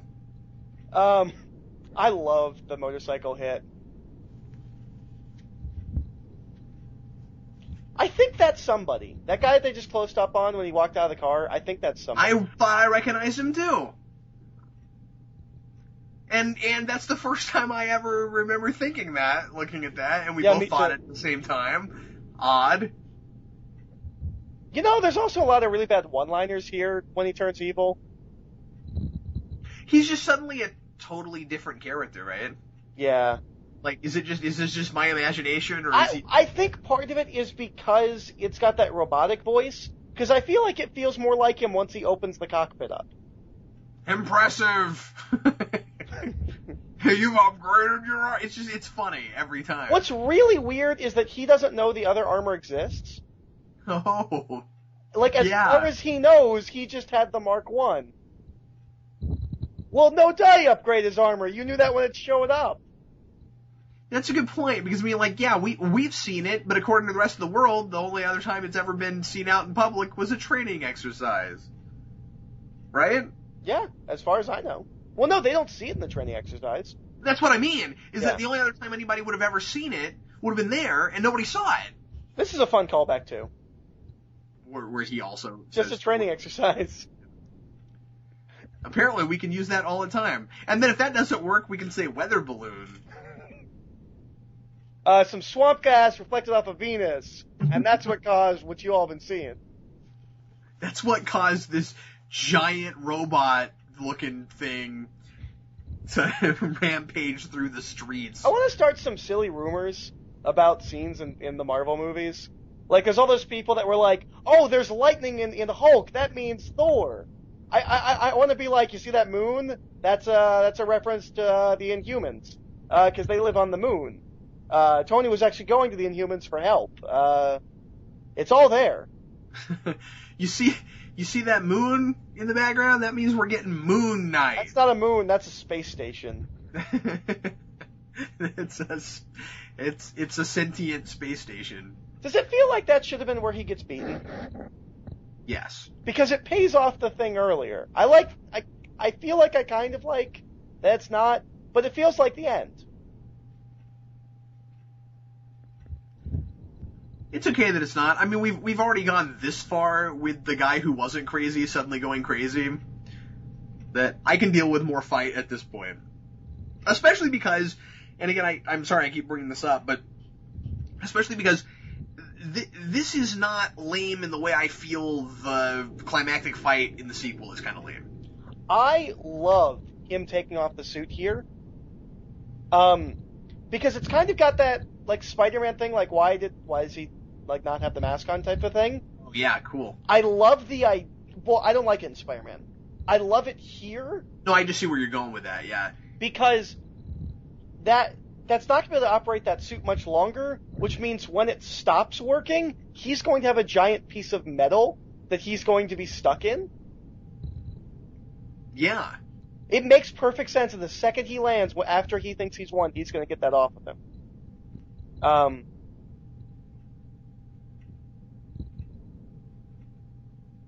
Why is he whispering?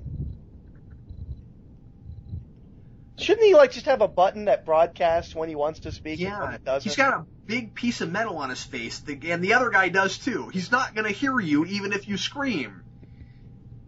As long as you're not, broadcasting.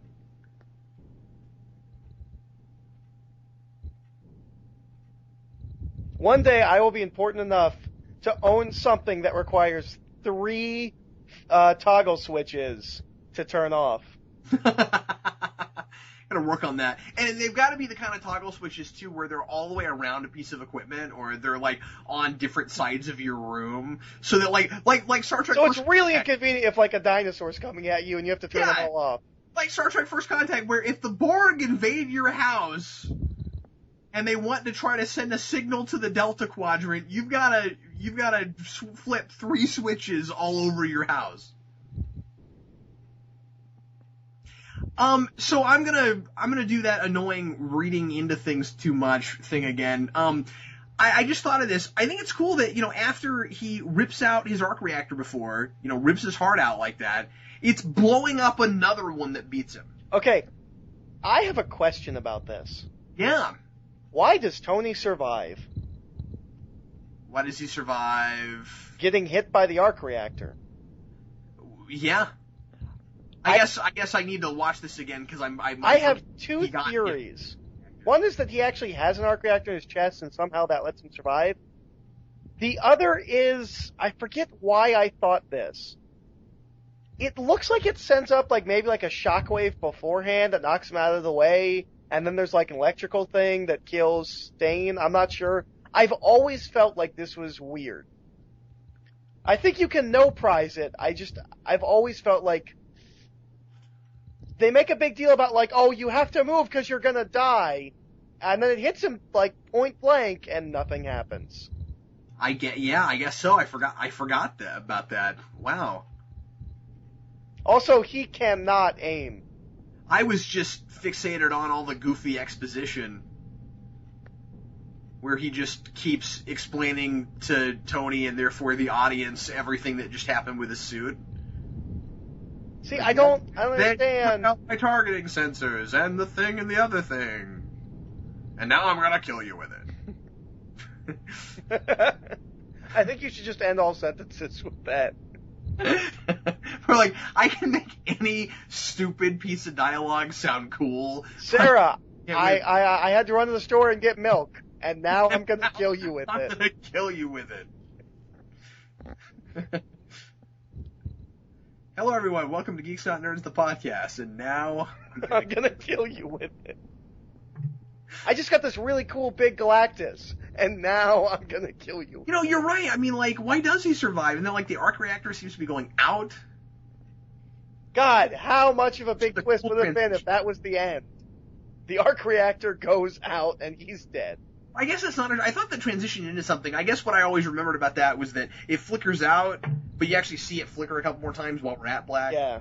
It's kind of neat. No injuries have been reported in association with the arc reactor malfunction.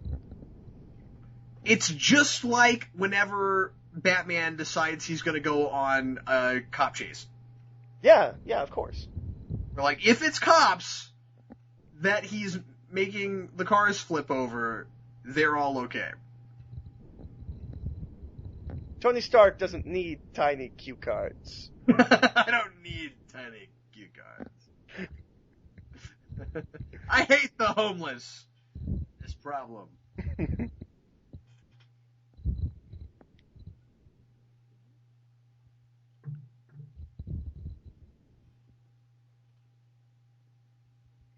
What about him being like melted to a giant robot suit? He's got a kid. His kid's gonna want to see his dad's open casket. How are you gonna hide the giant robot suit he's welded to? I don't think I would be going too far, Eric, if I were to say that this is maybe the boldest way I've ever seen to end a superhero film. I hate people afterwards that acted like this is the obvious way to go. What do you mean? I've seen people afterwards like, well, yeah, obviously he's going to reveal himself. I'm like, that's not obvious. Nobody did that. I've seen people post this movie act like, well, obviously that's how the movie was going to end. Yeah, I don't get that. I mean, like, I was surprised by it. I mean, the thing is, you have to expect, if you know anything about Iron Man, that eventually everybody's going to find out who he is.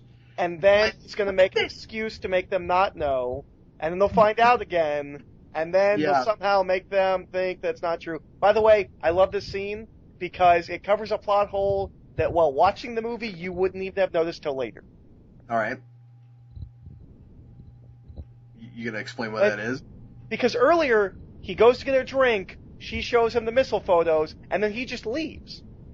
And that's the kind of thing that you wouldn't notice it when you first saw it, but at some point you watch the movie, he goes, and you would just be like, oh, hey, he just left her there. I like that they make a joke out of it. Yeah, that's a good point. Well, and it's a little more than a joke even. I mean, like... Yeah, I mean, it's a character moment, really. Yeah, that's great. It's fun too when he says, "I'll stick to the cards," because he's not going to do that. That's not cue cards. Yeah.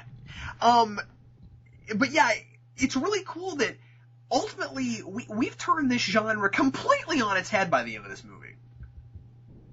Because I mean, it's you know, these things are usually all about, you know, the superhero has a secret identity. He's going to reveal himself after the first time he did anything with that identity. Yeah. They're just now starting to call him Iron Man. Yeah.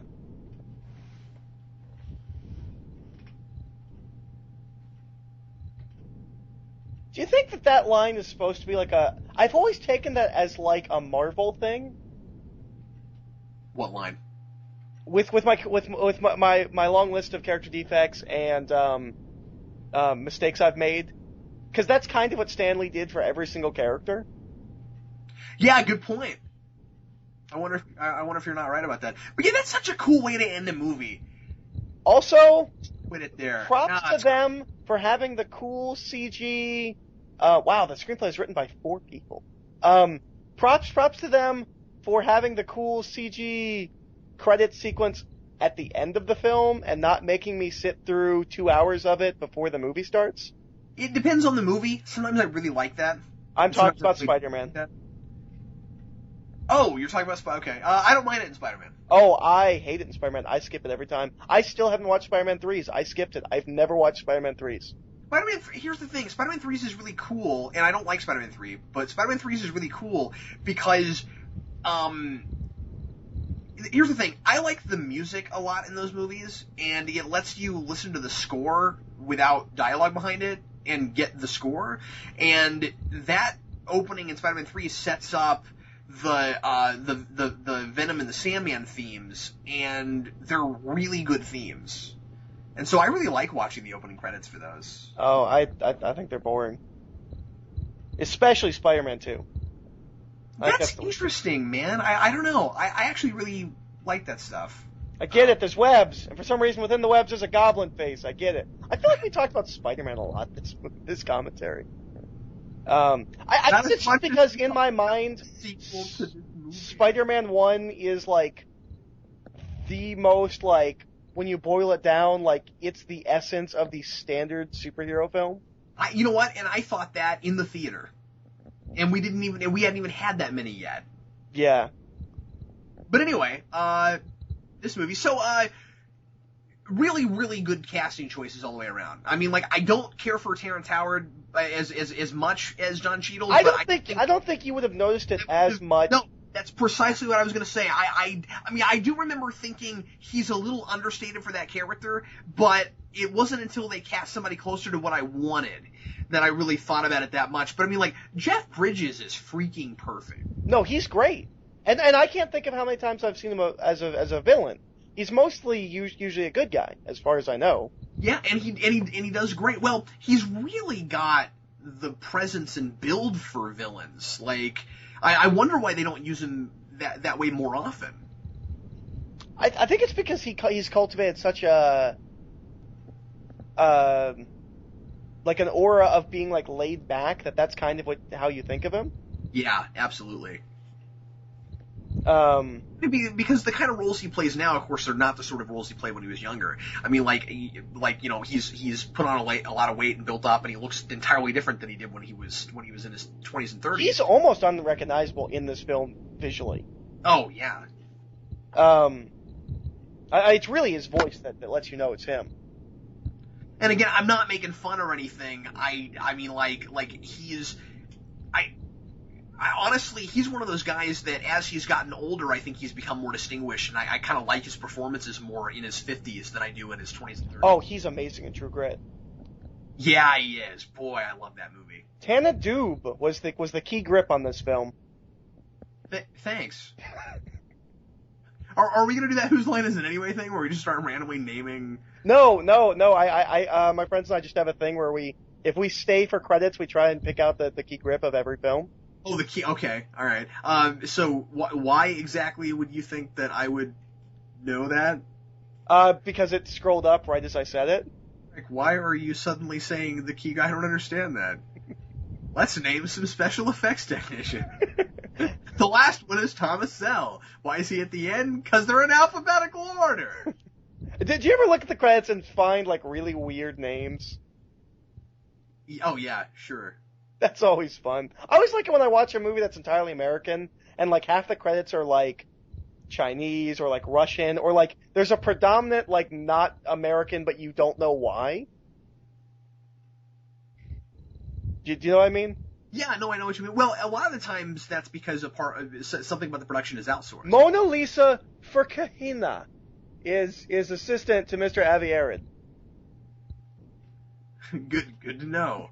Now, if anybody was wondering, one of the prop makers is Greg Newton. My fiance's. See, now I know what to do if I ever do one of these commentaries with somebody, and we've said everything there is to say, and we get to the credits. It's like, what? We gotta finish this out somehow. What are we gonna do? We're gonna just name. Hey, let's name some drivers. Frank J. Sproul. What a driver! Alex Mike Porter. He was driving people around, and he got his name in a movie. My fiance, the dean of the college that she's going to's name is James Dean. Yeah. Which is a double joke. Because it's James Dean and it's Dean Dean. That's great. It's Dean James Dean. It's Dean Jimmy Dean. C camera second assistant Cameron Duncan, you need to get a last name, sir. We'll be selling those at the last name. So, really, are we out of things to say about this movie? Eric, I'm getting the sense that you enjoyed this more this time than the last time. I did. It's been a while since I've watched it. It's been probably at least a year since I've watched this. I really, really dug this a lot more than not that I ever really, disliked this movie, but I always had a lower opinion of it, just because I remembered the second act being all, physical gag humor. And I was wrong. It's really not that way. So yeah, no, I kind of think of it, I almost, respect it more now. It's very weird. And I feel about the same I did about it. I love this movie. I've always liked this movie a lot.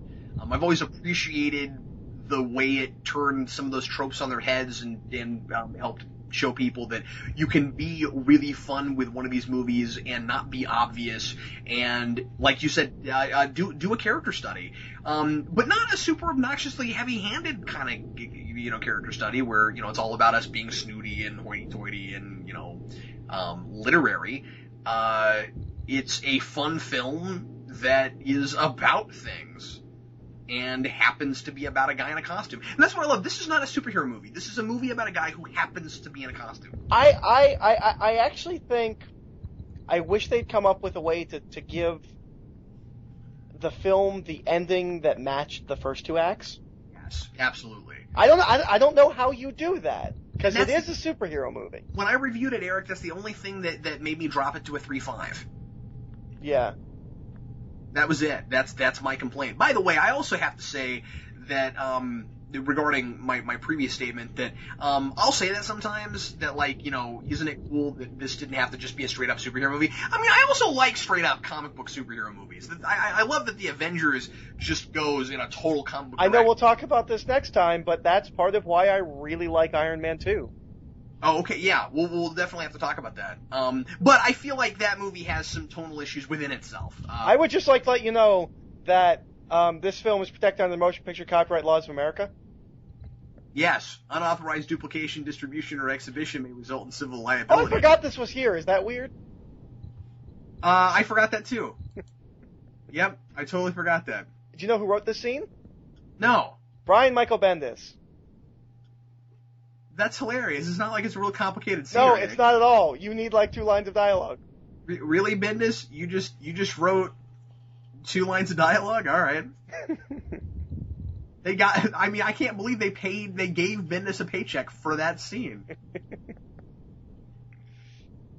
I love Bendis, but anyone could have written that. But no one could have written it the way the Brian Michael Bendis way. Bendis knows how to make a dude pop out of shadows. Well, hey, that's it. We literally don't have any more to watch.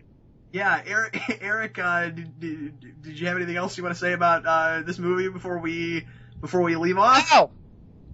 No. Well, everybody, thanks a lot for listening to Geeks Not Nerds, the podcast. Really hope you enjoyed our commentary on Iron Man. And podcasts? What's that? I don't feel like you can call these podcasts. They're on YouTube. Podcasts you can listen to on an MP3 player.